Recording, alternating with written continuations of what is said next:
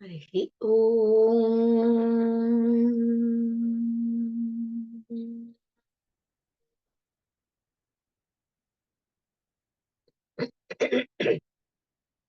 ಭದ್ರಂ ಕರ್ಣೇಭಿಃ ಶೃಣುಯಾಮ ದೇವಾಃ ಭದ್ರಂ ಪಶ್ಯೇಮಾಕ್ಷಭಿರ್ಯಜತ್ರಾಃ ಸ್ಥಿರೈರಂಗೈಸ್ತುಷ್ಟುವಾಗುಂಸಸ್ತನೂಭಿಃ ವ್ಯಶೇಮ ದೇವಹಿतं ಯದಾಯುಃ ಸ್ವಸ್ತಿ ನ ಇಂದ್ರೋ ವೃದ್ಧಶ್ರವಾಃ ಸ್ವಸ್ತಿ ನಃ पूषा विश्ववेदाः स्वस्ति नस्तार्क्ष्यो अरिष्टनेमिः स्वस्ति नो बृहस्पतिर्दधातु ॐ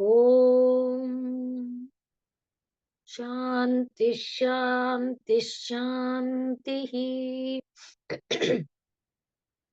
शन्नो मित्रः शं वरुणः शन्नो भवत्वर्यमा शन्न इन्द्रो बृहस्पतिः शन्नो विष्णुरुक्रमः नमो ब्रह्मणे नमस्ते वायो त्वमेव प्रत्यक्षं ब्रह्मासि त्वामेव प्रत्यक्षं ब्रह्म वदिष्यामि ऋतं वदिष्यामि सत्यं वदिष्यामि तन्मामवतु तद्वक्तारमवतु अवतु माम् अवतु वक्तारम्। ॐ शान्ति शान्ति शान्तिः। सहनाववतु सहनौ भुनक्तु सह वीर्यङ्करवावहै तेजस्विनावधीतमस्तु मा विद्विषावहै। शान्ति शान्ति शान्तिः।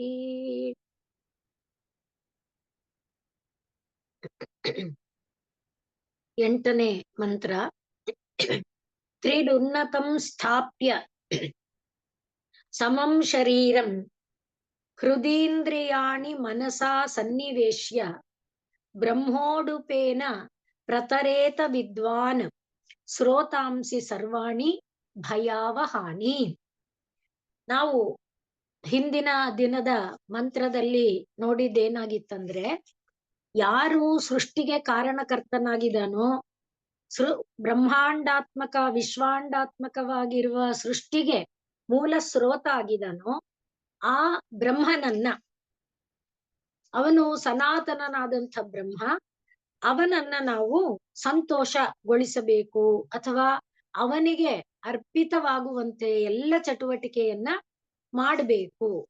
ಮತ್ತೆ ಅಲ್ಲಿ ಆ ಪರಬ್ರಹ್ಮನಲ್ಲಿ ಯಾವ ನಮ್ಮ ಈ ಎಲ್ಲ ಚಟುವಟಿಕೆಗೆ ಮೂಲವಾದದ್ದು ಇದೆಯೋ ಆ ಮೂಲವಾದ ಮನಸ್ಸೆಂಬುದನ್ನ, ಎಲ್ಲಕ್ಕೆ ಮೂಲವಾದಂಥ ಮನಸ್ಸೆಂಬುದನ್ನ ಅದರ ಜೊತೆಯಲ್ಲಿ ಭಾವಿಸಿಕೊಂಡು ಅಥವಾ ಅದಕ್ಕೆ ಒಂದಾಗುವಂತೆ ಕೊಂಡಿ ಮಾಡಿಕೊಂಡು, ಇನ್ನು ಇದಾಗಿ ಹೇಳೋದಾದ್ರೆ ಅದಕ್ಕೆ ಅರ್ಪಿತವಾಗುವಂತೆ ಮಾಡ್ತಾ ಇದ್ರೆ ಆಗ ಯಾವ ಒಂದು ಇಷ್ಟಾಪೂರ್ತಾದಿ ಕರ್ಮಗಳನ್ನ ನಾವು ಮಾಡಿ ಅದರಿಂದ ಪುಣ್ಯಾದಿಗಳನ್ನ ಪಡೆದೇದೇವಿಯೋ ಆ ಪುಣ್ಯಾದಿ ಫಲಗಳೂ ಕೂಡ ನಮ್ಮನ್ನ ಬಂಧಿಸೋದಿಲ್ಲ, ಅದು ನಮ್ಮನ್ನ ದಾಟಿಸುತ್ತೆ ಅನ್ನೋದನ್ನ ನೋಡಿದ್ವಿ. ಒಟ್ಟಿನಲ್ಲಿ ಈಗ ಸಾರಾಂಶ ಏನು? ಮನಸ್ಸು ಎಲ್ಲಕ್ಕೆ ಕಾರಣೀಭೂತವಾಗಿದೆ. ಹಾಗೆ ಕಾರಣೀಭೂತವಾದ ಮನಸ್ಸಿನಿಂದ ನಡೆಯುತ್ತಿರುವಂತ ಎಲ್ಲ ವಿಶ್ವಾಂಡ ಬ್ರಹ್ಮಾಂಡ ವ್ಯಾಪಕವಾಗಿ ಇರುವಂತ ಎಲ್ಲಾ ಚಟುವಟಿಕೆಗಳನ್ನು, ಅಂದ್ರೆ ನಮ್ಮ ಮಿತಿಯ ಚಟುವಟಿಕೆ, ಆ ಎಲ್ಲ ಚಟುವಟಿಕೆಗಳನ್ನ ನಾವು ವಿಶ್ವಾಂಡ ಬ್ರಹ್ಮಾಂಡಕ್ಕೆ ಮೂಲನಾಗಿರುವ ಎಲ್ಲ ಚಟುವಟಿಕೆಗೆ ಕಾರಣಕರ್ತ ಯಾರು? ಆ ಪರಬ್ರಹ್ಮನೇ. ಆ ಪರಬ್ರಹ್ಮ ಪ್ರತಿಯೊಂದು ಜೀವಿಯ ಒಳಗೆ ಅಂತರ್ಯಾಮಿ ರೂಪದಲ್ಲಿದ್ದು ಅವನು ಮನಸ್ಸು ಬುದ್ಧಿಗಳನ್ನ ಪ್ರಚೋದಿಸುವವನಾಗಿ ಅದರ ಮೂಲಕ ಇಂದ್ರಿಯಗಳು ಕೆಲಸದಲ್ಲಿ ತೊಡಗುವಂತೆ ಮಾಡುವುದರ ಕಾರಣ ಅವನಿಗೆ ನಾವು ಎಲ್ಲವನ್ನ ಅರ್ಪಣೆ ಮಾಡಿದಂತೆ ಬದುಕಿದರೆ ನಾವು ಮಾಡಿದಂತ ಪುಣ್ಯಾದಿಗಳು ಕೂಡ ನಮ್ಮನ್ನ ಬಾಧಿಸೋದಿಲ್ಲ ಅನ್ನುವ ತತ್ವವನ್ನ ಮನನ ಮಾಡಿಕೊಂಡು ಈಗ ತ್ರಿರುನ್ನತಂ ಸ್ಥಾಪ್ಯ ಸಮಂ ಶರೀರಂ, ಹಾಗೆ ಆ ಪರಮಾತ್ಮ ಭಾವಾರ್ಪಿತವಾದ ಬದುಕನ್ನ ಅನುಸರಿಸೋದಕ್ಕೆ ಮೊದಲೇನೆ ಹೇಳಿದ್ರು ಏನು, ಪ್ರಚ್ಛರ್ದನ ವಿಧಾರಣಾಭ್ಯಾಂ ಅಂತ. ಪ್ರಾಣಸ್ಯ ಆ ಪ್ರಾಣಾಯಾಮ ಹಿಂದಿನ 6 ಮತ್ತು 5ನೆಯ ಮಂತ್ರಗಳಲ್ಲಿ ಪ್ರಾಣಾಯಾಮಾದಿಗಳ ವಿಷಯವನ್ನ ಹೇಳಿದ್ರು. ಆದ್ರಿಂದ ಕರ್ಮ, ಜ್ಞಾನ, ಪ್ರಾಣಾಯಾಮ, ರಾಜಯೋಗ ಈ ಒಂದು ರೀತಿಯಲ್ಲಿ ನಾವು ಪ್ರಾಣಾಯಾಮವನ್ನ ಮಾಡೋದಾದರೆ ಪ್ರಾಣಾಯಾಮದ ಮುಂದುವರೆದ ಹಂತವಾಗಿರುವಂತ ಕೆಲಸವನ್ನು ಕೂಡ ಅನುಸರಿಸಬೇಕು ಅನ್ನುವ ರೀತಿಯಲ್ಲಿ 8ನೇ ಮಂತ್ರ ನಮಗೆ ಹೇಳ್ತಾ ಇದೆ. ಮತ್ತೆ ಪರಮಾತ್ಮಾರ್ಪಿತವಾಗಿ ನಾವು ಕೆಲಸವನ್ನ ಮಾಡೋದಕ್ಕೂ ಕೂಡ ಯಾವ ರೀತಿಯಾದಂಥ ಒಂದು ಮನೋಧರ್ಮ ಬೆಳಿಬೇಕಲ್ಲ. ಮನಸ್ಸಿನಲ್ಲಿ ಪರಮಾತ್ಮನ ಭಾವಿಸ್ಬೇಕು. ಪ್ರತಿಯೊಂದು ಕ್ರಿಯೆಯಲ್ಲೂ ಮನಸ್ಸು ಪರಮಾತ್ಮನನ್ನ ಮುಟ್ಟಬೇಕು. ಅದು ಹಾಗೆ ಪರಮಾತ್ಮನನ್ನ, ಪರಬ್ರಹ್ಮವನ್ನ ಮುಟ್ಟೋದಕ್ಕೆ ನಾವು ಯಾವ ರೀತಿಯಾದಂಥ ಒಂದು ಸಾಧನೆ ಮಾಡ್ಕೊಳ್ಬೇಕು ಅದನ್ನ ಈ ಮಂತ್ರ ನಮ್ಗೆ ಹೇಳ್ತಾ ಇದೆ. ಇದು ಗೀತೆಯ 6ನೇ ಅಧ್ಯಾಯದಲ್ಲೂ ಕೂಡ ಬರುತ್ತೆ. ಶರೀರಂ ತ್ರಿರುನ್ನತಂ ಸಮಂ ಸ್ಥಾಪ್ಯ. ನಮ್ಮ ಒಂದು ಶರೀರವನ್ನ, ಯಾರು ಅಂದ್ರೆ ವಿದ್ವಾನ್ ಅಂದ್ರೆ ನಾನು ನನ್ನ ಈ ಒಂದು ಶರೀರದ ಬಂಧದಿಂದ ಬಿಡುಗಡೆ ಹೊಂದಬೇಕು. ಈ ಶರೀರವನ್ನ ಮತ್ತೆ ಮತ್ತೆ ಹೊಂದೋದಕ್ಕೆ ಕಾರಣವಾಗಿರುವಂತ ಅಜ್ಞಾನ ಅವಿದ್ಯೆಗಳಿಂದ ಬಿಡುಗಡೆ ಹೊಂದಬೇಕು ಅನ್ನುವ ಜ್ಞಾನ ಇರುವ ವಿದ್ವಾನ್ ಏನ್ ಮಾಡ್ಬೇಕು, ತನ್ನ ಶರೀರವನ್ನ ತ್ರಿರುನ್ನತಂ 3 ಜಾಗಗಳಲ್ಲಿ ಉನ್ನತವಾಗಿ ಅಂದ್ರೆ ಉಬ್ಬಿಸಿಕೊಂಡು, ಸ್ಥಾಪ್ಯ ಇರಿಸಿಕೊಂಡು, ಶರೀರಂ ಸಮಂ ಶರೀರವನ್ನ ಒಂದೇ ನೇರದಲ್ಲಿ, ಸಮಕಾಯ ಶಿರೋಗ್ರೀವಂ ಅಂತ ಗೀತೆಯಲ್ಲಿ ಇವನೇನ್ ಹೇಳ್ತಾನೆ ಗೀತಾಚಾರ್ಯ ಅದರಂತೆ. ಆಮೇಲೆ ಏನ್ ಮಾಡ್ಬೇಕು, ಹೃದಿ ಇಂದ್ರಿಯಾಣಿ ಮನಸಾ ಸನ್ನಿವೇಶ್ಯ. ಇಂದ್ರಿಯಗಳನ್ನು ಹೃದಯದೊಳಗೆ, ಹೃದಯ ಅಂದಾಗ ಭಾವನಾತ್ಮಕವಾದ ವಿಷಯ ಆಗತ್ತೆ, ಅದನ್ನ ಮನಸ್ಸಿನೊಳಗೆ ಸನ್ನಿವೇಶ್ಯ ಜೋಡಿಸಿ. ಆಮೇಲೆ ಏನ್ ಮಾಡ್ಬೇಕು, ಸ್ರೋತಾಂಸಿ ಸರ್ವಾಣಿ, ಯಾವುದು ಅಂದ್ರೆ ಕಣ್ಣಿನಿಂದ ಒಂದು ಪ್ರವಾಹ ಹೋಗುತ್ತೆ, ಕಿವಿಯಿಂದ ಒಂದು ಪ್ರವಾಹ ಹೋಗುತ್ತೆ, ಹಾಗೆ ಜ್ಞಾನದ ಹಂಬಲದಿಂದ ಯಾವ ದ್ವಾರಗಳ ಮೂಲಕ ಸ್ರೋತಗಳು ಹರಿತಾ ಇದೆಯೋ ಆ ಸರ್ವಾಣಿ, ಆ ಎಲ್ಲ ಸ್ರೋತಗಳನ್ನ ಸರ್ವಾಣಿ ಸ್ರೋತಾಂಸಿ ಏನ್ ಮಾಡ್ಬೇಕು ಅವನು, ಭಯಾವಹಾನಿ, ಅದು ನಮಗೆ ಭಯವನ್ನ ತರುವಂಥದ್ದು. ಭಯವನ್ನ ಅಂದ್ರೆ ಸಂಸಾರನೇ ಭಯ, ಆದ್ರಿಂದ ಸಂಸಾರ ಭಯದಿಂದ ಬಿಡುಗಡೆಯನ್ನ ಹೊಂದುವಂತ ಅದಕ್ಕೆ ಅವನೇನ್ ಮಾಡ್ಬೇಕು, ಈ ಸಂಸಾರದಲ್ಲಿ ಸಿಲುಕಿಸಿ ಸಂಸಾರ ಎಂಬ ಭಯಕ್ಕೆ ಕಾರಣವಾಗಿರುವಂತ ಎಲ್ಲಾ ಸ್ರೋತಗಳನ್ನು ಅವನು ಬ್ರಹ್ಮೋಡುಪೇನ ಪ್ರತರೇತ, ಬ್ರಹ್ಮ ಎನ್ನುವ ಉಡುಪದ ಸಹಾಯದಿಂದ, ಉಡುಪ ಅಂದ್ರೆ ತೆಪ್ಪದ ಸಹಾಯದಿಂದ ದಾಟಬೇಕು. ಯಾಕೆ ಅಂದ್ರೆ ಇವೆಲ್ಲ ಸ್ರೋತಗಳು ತಾನೆ, ಅಂದ್ರೆ ಪುಟ್ಟ ಒಂದು ಕಾಲುವೆಗಳು, ನದಿಗಳು.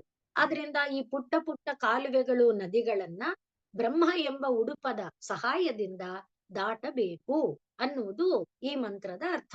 ಇದೇನ್ ಹೇಳ್ತಿದೆ, ಈಗ ಶರೀರವನ್ನ ಸಮಾನವಾಗಿ ಒಂದು ನೇರದಲ್ಲಿ ಇಟ್ಕೊಂಡು, ಹೃದಯವನ್ನ, ಇಂದ್ರಿಯಗಳನ್ನ ಮನಸ್ಸಿನ ಒಳಗೆ ಅಥವಾ ಮನಸ್ಸಿನೊಡಗೂಡಿ ಇಂದ್ರಿಯವನ್ನ ಹೃದಯದ ಒಳಗೆ, ಮನಸ್ಸಿನೊಡಗೂಡಿದ ಇಂದ್ರಿಯಗಳನ್ನ ಹೃದಯದ ಒಳಗೆ ಇರಿಸಿ, ಆಮೇಲೆ ಏನ್ ಮಾಡ್ಬೇಕು, ಭಯವನ್ನ ಹುಟ್ಟಿಸುವಂತ ರಾಗದ್ವೇಷಾದಿಗಳು ಮತ್ತೆ ಮತ್ತೆ ನಮಗೆ ಜನ್ಮವನ್ನ ಕೊಟ್ಟು, ಅಬ್ಬಾ ಇನ್ನು ಜನ್ಮ ಬೇಡ, ಅಬ್ಬಾ ಇನ್ನು ಸಂಸಾರ ಬೇಡ ಅನ್ನುವಂತೆ ಭಯವನ್ನ ಹುಟ್ಟಿಸುವಂತ ಈ ಸಂಸಾರದಕ್ಕೆ ಕಾರಣವಾದ ಎಲ್ಲ ಸರ್ವಾಣಿ ಸ್ರೋತಾಂಸಿ, ಎಲ್ಲಾ ದ್ವಾರಗಳು, ಎಲ್ಲಾ ಪ್ರವಾಹಗಳು, ಅವುಗಳನ್ನ ಇವನೇನ್ ಮಾಡ್ಬೇಕು, ಬ್ರಹ್ಮ ಉಡುಪೇನ ಪ್ರತರೇತ, ಬ್ರಹ್ಮ ಎನ್ನುವ ತೆಪ್ಪದ ಸಹಾಯದಿಂದ ದಾಟಬೇಕು. ಈಗ ಒಟ್ಟಿನಲ್ಲಿ ಏನಾಯ್ತು, ಶರೀರವನ್ನ ಒಂದು ನೆಲೆಯಲ್ಲಿ ಇಟ್ಕೊಂಡು ಅಂದಾಗ ಧ್ಯಾನಕ್ಕೆ, ಧ್ಯಾನ ಅಂದ್ರೆ ಏನು, ನನ್ನ ಕಣ್ಣಿನಿಂದ ನಡೀತಾ ಇರುವ ಕೆಲಸಕ್ಕೆ ಪ್ರೇರಕವಾದದ್ದು ಮನಸ್ಸು, ಮನಸ್ಸಿಗೆ ಪ್ರೇರಕವಾದ್ದು ಬುದ್ಧಿ, ಆ ಇವುಗಳೆಲ್ಲಕ್ಕೆ ಪ್ರೇರಕವಾಗಿರುವುದು ಒಳಗಿರುವ ಆತ್ಮ ಚೈತನ್ಯ ಅನ್ನುವುದನ್ನ ಧ್ಯಾನ ಮಾಡ್ಬೇಕು. ಅಂದ್ರೆ ಪ್ರತಿಯೊಂದು ಕೆಲಸ ಮಾಡುವಾಗ ಆ ರೀತಿಯಾಗಿ ಮನಸ್ಸಿನೊಳಗೆ ಚಿಂತನೆಯನ್ನ ತಂದುಕೊಂಡಾಗ ಆ ಬ್ರಹ್ಮ, ಈ ಆ ಅಂತರ್ಯಾಮಿ ಎನ್ನುವುದೇನ್ ಮಾಡುತ್ತೆ, ಬ್ರಹ್ಮನ ಒಂದು ಸಂಬಂಧವನ್ನ ಹೊಂದಿರುತ್ತೆ ಸದಾಕಾಲ. ಅದರಿಂದ ಈ ಹೊರಗಡೆಗೆ ಓಡುವ ಹಾಗೆ ಒಳಗಡೆಗೆ ಬರುವ ಈ ನೀರಿನ ಪ್ರವಾಹಗಳ ದ್ವಾರಗಳನ್ನ ಅದು ತಡೆಯೋದಕ್ಕೆ ಸಾಧ್ಯ ಆಗುತ್ತೆ. ಅಥವಾ ಆ ದ್ವಾರದ ಮೂಲಕನೇ, ಆ ಪ್ರವಾಹದ ಮೂಲಕನೇ, ಹೇಗೆ ಕನಕದಾಸರು ಕಣ್ಣೇ ಕಾಮನ ಬೀಜ, ಕಣ್ಣಿಂದಲೇ ನೋಡೋ ಮೋಕ್ಷ ಸಾಮ್ರಾಜ್ಯ, ಕಿವಿಯೇ ಕರ್ಮ ಕುಠಾರ, ಒಳಗಿವಿಯಲ್ಲಿ ಕೇಳೋ ನಾದದ ಬೇರ. ಅಂದ್ರೆ ಯಾವುದು ಬಂಧನಕ್ಕೆ ಸ್ರೋತ ಆಗಿದೆಯೋ ಅದೇ ಅಂತರಂಗದ ಬೆಳಕಿಗೂ ಸ್ರೋತವಾಗಿ, ಅದೇ ನಮ್ಮ ಪರಬ್ರಹ್ಮತ್ವವನ್ನ, ನಮ್ಮ ಸಚ್ಚಿದಾನಂದತ್ವವನ್ನ ತಿಳ್ಕೊಳ್ಳೋದಕ್ಕೂ ಕೂಡ ಸಾಧನವಾಗುವಂತೆ ಮಾಡ್ಕೊಳ್ಬೇಕು. ಅದಕ್ಕಾಗಿ ಧ್ಯಾನ ಮಾಡ್ಬೇಕು, ಅದಕ್ಕಾಗಿ ಶರೀರವನ್ನ ಒಂದು ನೆಲೆಯಲ್ಲಿ ಇಟ್ಕೊಳ್ಬೇಕು ಅನ್ನುವುದು ಈ ಮಂತ್ರದ ಒಂದು ಸಾರಾಂಶವಾಗತ್ತೆ. ಇಲ್ಲಿ ಬ್ರಹ್ಮ ಉಡುಪೇನ ಅನ್ನುವಾಗ ನಾವು ಸೇರ್ಬೇಕಾದ್ದು ಬ್ರಹ್ಮ ಆಗಿರುವಾಗ ಆ ಬ್ರಹ್ಮವನ್ನ ಉಡುಪವಾಗಿ ಮಾಡ್ಕೊಳ್ಬೇಕಾ ತೆಪ್ಪವಾಗಿ ಅಂತ ಪ್ರಶ್ನೆ ಬಂದ್ರೆ, ಬ್ರಹ್ಮ ಎನ್ನುವುದನ್ನ ಪ್ರಣವ ಎಂಬ ಅರ್ಥದಲ್ಲಿ ಹೇಳ್ತಾರೆ. ಬ್ರಹ್ಮ ಅನ್ನುವುದಕ್ಕೆ ಅನೇಕ ಅರ್ಥಗಳಿದೆ. ವೇದ, ಸೃಷ್ಟಿಕರ್ತ ಬ್ರಹ್ಮ, ಮತ್ತೆ ಇದು ಪ್ರಣವ, ಹೀಗೆ ಬೇರೆ ಬೇರೆ ಅರ್ಥಗಳಿದೆ. ಈ ಜಾಗದಲ್ಲಿ ನಾವು ಬ್ರಹ್ಮ ಅನ್ನುವುದನ್ನ ಪ್ರಣವ ಎಂಬ, ಓಂಕಾರ ಎಂಬ, ಅಂದ್ರೆ ಏನಾಯ್ತು, ಈಗ ಇಂದ್ರಿಯಗಳ ಹೊರಮುಖದ ಚಟುವಟಿಕೆಯಲ್ಲಿ, ಆ ಚಟುವಟಿಕೆಯಲ್ಲೆಲ್ಲ ನಾವು ಇದೇ ಉಪನಿಷತ್ತಿನ ಸ್ವಲ್ಪ ಹಿಂದೆ ಗಮನಿಸ್ಕೊಂಡಿದೀವಿ, ಭಾಗವತವನ್ನ ಓದುವಾಗಲೂ ಕೂಡ ಗಮನಿಸಿದೀವಿ. ಏನಂತ ಅಂದ್ರೆ ಪ್ರತಿಯೊಂದು ನಡೆಯೊಳಗೂ ಕೂಡ ಓಂಕಾರ ಹೆಣೆದುಕೊಂಡು ಬಿಟ್ಟಿರುತ್ತೆ ಎಲ್ಲದರ ಒಳಗೆ. ಅದನ್ನ ನಾವು ಬರೀ ಈ ಹೊರಗಿವಿಯಲ್ಲಿ ಅದನ್ನ ಕೇಳಕ್ಕಾಗಲ್ಲ. ಅದನ್ನ ಇಲ್ಲಿ ಹೇಳಿರುವಂತೆ ಏಕಾಗ್ರ ಮಾಡಿದಾಗ ಕೇಳೋದಕ್ಕೆ ಸಾಧ್ಯ ಆಗತ್ತೆ ಅನ್ನೋದನ್ನ ನಾವು ಬೇರೆ ಇದು ವಾಕ್ಯಪದೀಯ ಅಂತ ಭರ್ತೃಹರಿ ಬರೆದಿರುವ ಕೃತಿಯಲ್ಲಿ ಪ್ರತಿಪಾದಿಸ್ತಾರೆ. ನಮ್ಮ ಒಂದು ಪರಂಪರೆಯಲ್ಲಿ ವೇದವೂ ಕೂಡ ಅದನ್ನ ಪ್ರತಿಪಾದಿಸುತ್ತೆ. ಹಾಗಾಗಿ ಈ ಒಂದು ಓಂಕಾರ ನಾದ ಎಲ್ಲವನ್ನ ವ್ಯಾಪಿಸಿಕೊಂಡಿರುವ, ಎಲ್ಲವನ್ನ ತುಂಬಿಕೊಂಡಿರುವ, ನದಿ ಹರಿಯುವ ಜುಳು ಜುಳು ನಾದದ ಎರಡು ಜುಳು ಜುಳು ಜುಳು ಆ ಮಧ್ಯದಲ್ಲಿ ಅನ್ನುವುದು ಕೇಳುತ್ತೆ. ಆ ಕೇಳುವುದಕ್ಕೆ ಬೇಕಾದ ಸಿದ್ಧತೆಯನ್ನ ಇಲ್ಲಿ ಹೇಳ್ತಾ ಇರೋದು. ಹಾಗೆ ಇದನ್ನಂತೂ ಅನೇಕ ಬಾರಿ ಹೇಳಿದ್ದೇವೆ. ಒಂದು ಕಾಯಿ ಮಗ್ಗು ದಪ್ಪಾಗಿ ಅರಳುವ ಸ್ಥಿತಿಗೆ ಬರೋದಕ್ಕೆ ಕೋರಕ ಅಂತಾರೆ. ಆ ಅರಳುವ ಸ್ಥಿತಿಗೆ ಬರುವಾಗ ಒಳಗಡೆ ಅಲ್ಲಿ ಒಂದು ವಾಯು ಇದೆಯಲ್ಲ, ಅದು ಅದನ್ನ ಅರಳುವುದಕ್ಕೆ ಅಂದ್ರೆ ದಪ್ಪ ಆಗೋದಕ್ಕೆ ಸಹಾಯ ಮಾಡುತ್ತೆ. ಸಣ್ಣ ಹೀಚಾಗಿದ್ದು ದಪ್ಪ ಮೊಗ್ಗಾಗಕ್ಕೆ. ಹಾಗೆ ಅದು ದಪ್ಪ ಮೊಗ್ಗಾಗುವಾಗ ಒಳಗಡೆ ವಾಯು ಇದೆಯಲ್ಲ, ಆ ವಾಯು ಸುತ್ತುತ್ತಾ ಅದನ್ನ ಉಬ್ಬಿಸುತ್ತಲ್ಲ, ಅದು ಉಬ್ಬುವಾಗ ಸುತ್ತುವಾಗ ಓಂ ಆ ಒಂದು ನಾದ ಅಲ್ಲಿ ಒಳಗಡೆ ಉಂಟಾಗ್ತಾ ಇರುತ್ತೆ. ಆದ್ರಿಂದಲೇ ಮೊಗ್ಗಿನ ಒಂದೇ ಒಂದು ದಳ ಹೀಗೆ ಬಿಟ್ಟಾಗ ಆ ವಾಯು ಒಳಗಡೆ ಇದ್ದ ವಾಯುವಿನ ಒಂದು ಇದು ಹೊರಗೆ ಬರುತ್ತಲ್ಲ, ಹಾಗೆ ಹೊರಗೆ ಬಂದಾಗ ನಮ್ಗೆ ಪ್ರಣವ ಕೇಳುತ್ತೆ. ಅಷ್ಟು ಸೂಕ್ಷ್ಮವಾದ ನಾದ ಕೇಳ್ಬೇಕಾದ್ರೆ ಅದಕ್ಕೆ ಬೇಕಾದ ಸಾಧನವನ್ನ, ಅದಕ್ಕೆ ಬೇಕಾದ ಒಂದು ಈ ಏನು ಸಾಧನೆ ನಾವ್ ಏನ್ ಮಾಡ್ಬೇಕು ಅದನ್ನ ಈ ಮಂತ್ರ ನಮಗೆ ತಿಳಿಸ್ತಾ ಇದೆ. ಅದನ್ನೇ ಈ ಯೋಗ ಸೂತ್ರಗಳು ಹೇಳುವಾಗ ಏನ್ ಹೇಳುತ್ತೆ, ಸ್ವವಿಷಯ ಅಸಂಪ್ರಯೋಗೆ, ಇದೇ ಮಾತೇನೆ, ಸ್ವವಿಷಯ ಅಸಂಪ್ರಯೋಗೆ ಚಿತ್ತಸ್ಯ ಸ್ವರೂಪಾನುಕಾರ ಇವ ಇಂದ್ರಿಯಾಣಾಂ. ಈಗ ಈ ಇಂದ್ರಿಯಗಳು ಇದನ್ನ ಆ ಶಂಕರಾಚಾರ್ಯರು ಇವರೆಲ್ಲ ಹೇಳುವಾಗ ಏನ್ ಹೇಳ್ತಾರೆ, ವೃತ್ತಿ ಅಂತಾರೆ. ವೃತ್ತಿ ಅಂದ್ರೆ ಇಂದ್ರಿಯ ವೃತ್ತಿ, ಮನೋವೃತ್ತಿ. ಹಾಗೆ ಹೇಳುವಾಗ ಇಂದ್ರಿಯ ಏನ್ ಮಾಡುತ್ತೆ, ನಾವು ಯಾವ ವಸ್ತುವನ್ನ ನೋಡ್ತೇವೋ ಆ ವಸ್ತುವನ್ನ ಸುತ್ತುಗಟ್ಟುತ್ತೆ.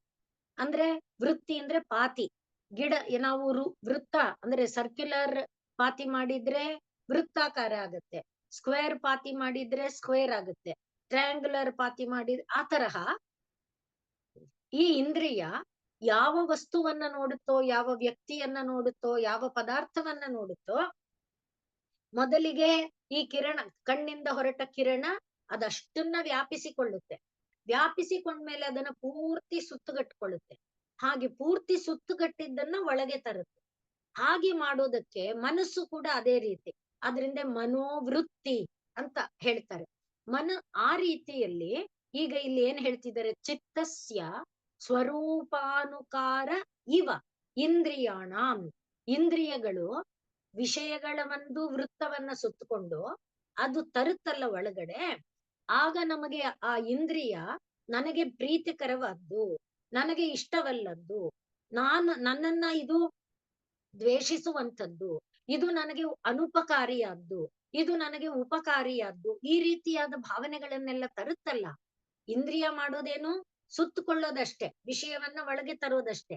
ಅಲ್ಲಿ ಮನಸ್ಸಿನಲ್ಲಿ ಇದು ನನಗೆ ಪ್ರಿಯವಾದ್ದು, ಇದು ನನಗೆ ಅಪ್ರಿಯವಾದ್ದು, ಇದು ನನಗೆ ಕೀರ್ತಿಕರವಾದ್ದು, ಇದು ನನಗೆ ಅಕೀರ್ತಿಕರ, ಈ ರೀತಿಯಾದ ಭಾವನೆಗಳೆಲ್ಲ ಮನಸ್ಸಿನಲ್ಲಿ ಉಂಟಾಗುವ ವೃತ್ತಿಗಳಿದೆಯಲ್ಲ, ಈ ಮನಸ್ಸಿನ ವೃತ್ತಿಗೆ ಇಂದ್ರಿಯ ಆ ವಸ್ತುವಿನ ಆಕಾರನ್ನ ತಳ್ಕೊಂಡು ಒಳಕ್ಕೆ ವಿಷಯ ತರುತ್ತಲ್ಲ, ಅದು ಕಾರಣ ಆಗುತ್ತೆ.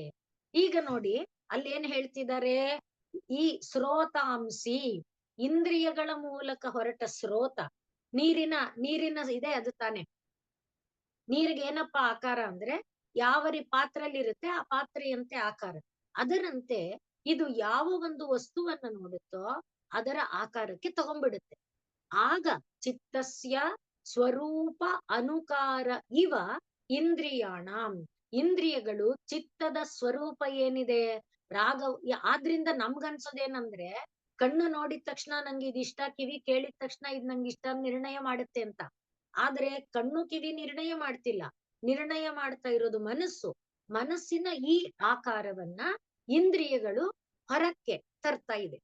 ಹಾಗೆ ಹೊರಕ್ಕೆ ಈ ವಿಷಯವನ್ನ ತಂದಿದ್ರಿಂದ ಇಷ್ಟಾನಿಷ್ಟಗಳ ಕಾರಣ ಪಾಪ ಪುಣ್ಯಗಳು ಹುಟ್ಟುತ್ತೆ. ಪಾಪ ಪುಣ್ಯಗಳ ಕಾರಣ ಮತ್ತೆ ಶರೀರ ಹುಟ್ಟೋದಕ್ಕೆ ಕಾರಣ ಆಗತ್ತೆ. ಆದ್ದರಿಂದ ಏನ್ ಮಾಡ್ಬೇಕು, ಇಂದ್ರಿಯಗಳನ್ನ ಸ್ವವಿಷಯ ಅಸಂಪ್ರಯೋಗ, ಇಂದ್ರಿಯಗಳು ತಮ್ಮ ವಿಷಯದ ಕಡೆಗೆ ತಾವು ಹರಿಯದೇ ಇರುವಂತೆ ಮಾಡ್ಬೇಕು.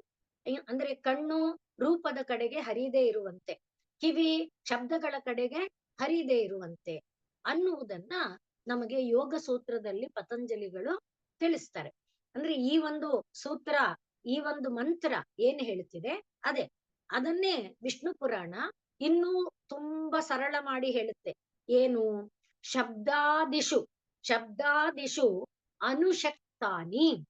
ಒಂದು ಶಬ್ದಕ್ಕೆ ಅಂಟುಕೊಳ್ಳೋದು, ಒಂದು ಶಬ್ದವನ್ನ ಹೇಳ್ಕಲ್ಲ ಈ ರೀತಿ ಅಂತೇವಲ್ಲ, ಆ ರೀತಿ ಶಬ್ದಾದಿಷು ಅನುಶಕ್ತಾನಿ ನಿಗೃಹ್ಯ ಅಕ್ಷರಾಣಿ ಯೋಗವಿತ್ ಏನ್ ಮಾಡ್ತಾನೆ, ಕುರ್ಯಾತು ಚಿತ್ತಾನುಕಾರಿಣಿ ಪ್ರತ್ಯಾಹಾರ. ಇದನ್ನ ಪ್ರತ್ಯಾಹಾರ ಎಂಬುದಾಗಿ ಕರೀತಾರೆ. ಪ್ರತ್ಯಾಹಾರ ಪರಾಯಣ ಎಂಬುದಾಗಿ ವಿಷ್ಣು ಪುರಾಣ ಹೇಳುತ್ತೆ. ಈಗ ಒಟ್ಟು ಏನ್ ಹೇಳಿದಂತಾಯ್ತು, ಮೊದಲಿಗೆ ಧ್ಯಾನ ಮಾಡಬೇಕು.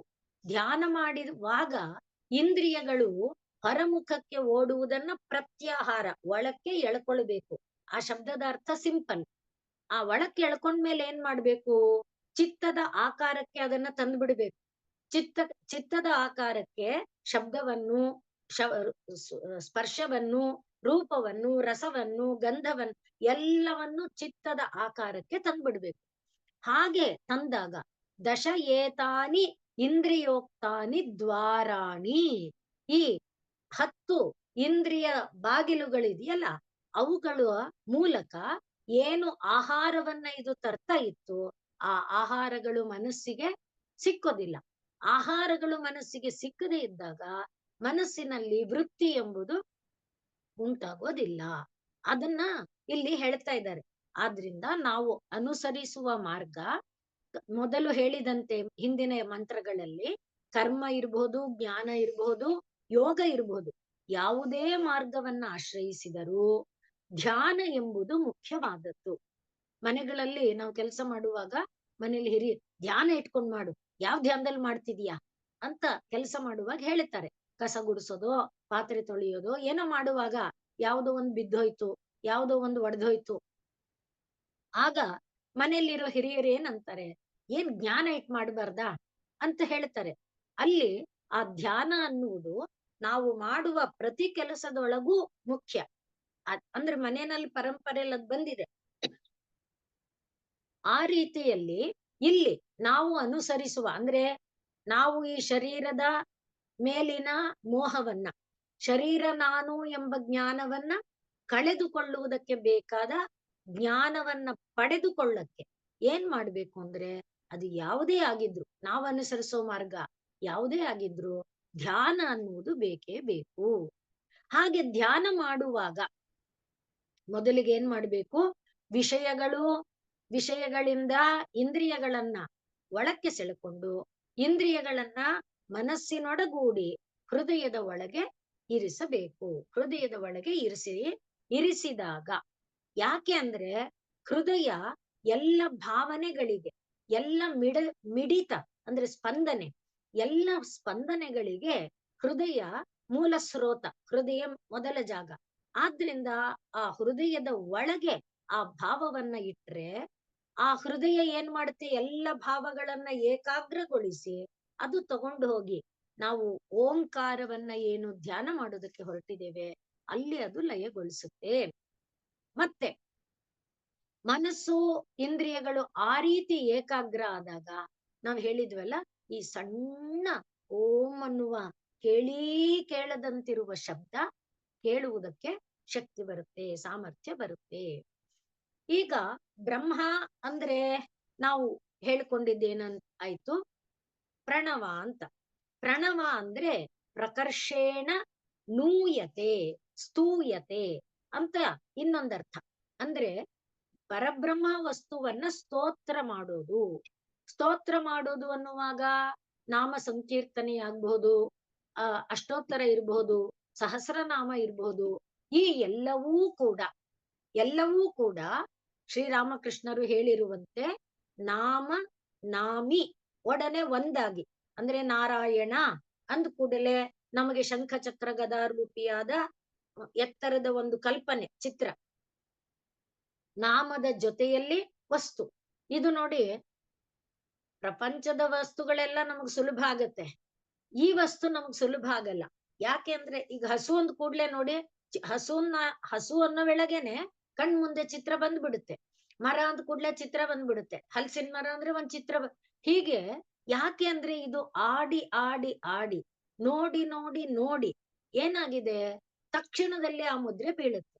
ಅದೇ ರೀತಿಯಲ್ಲಿ ಈ ಒಂದು ಯಾವ ಬ್ರಹ್ಮ ಅಂತ ನಾವು ಹೇಳ್ತಾ ಇದ್ದೇವೆ, ಪರಬ್ರಹ್ಮ ಅಂತ, ಅದನ್ನು ಕೂಡ ಮಾಡಿ ಮಾಡಿ ಮಾಡಿ ರೂಢಿ ಮಾಡ್ಬಿಟ್ರೆ ತಕ್ಷಣ ಅದು ಆ ರೂಪವನ್ನ ತೋರಿಸುತ್ತೆ.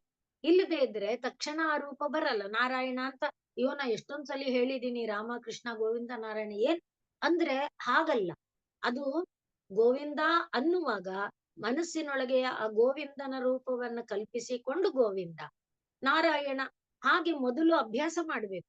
ಅಭ್ಯಾಸ ಮಾಡಿದ ನಂತರ ಗೋವಿಂದ ಅಂದ ಕೂಡ್ಲೆ ಆ ಚಿತ್ರ ಕಣ್ಣು ಮುಂದೆ ಬರುತ್ತೆ. ರಂಗ ಅಂದ ಕೂಡ್ಲೆ ಆದಿಶೇಷನ ಮೇಲೆ ಮಲಗಿರುವವನ ಚಿತ್ರ. ಈ ರೀತಿಯಾಗಿ ಬರುವುದಕ್ಕೆ ಈಗ ನಾವು ಮಾಡ್ಬೇಕಾಗಿರೋದು, ಈ ಮಂತ್ರ ಹೇಳ್ತಿರೋದು ಅದಕ್ಕೆ ಈ ಸಾಧನ.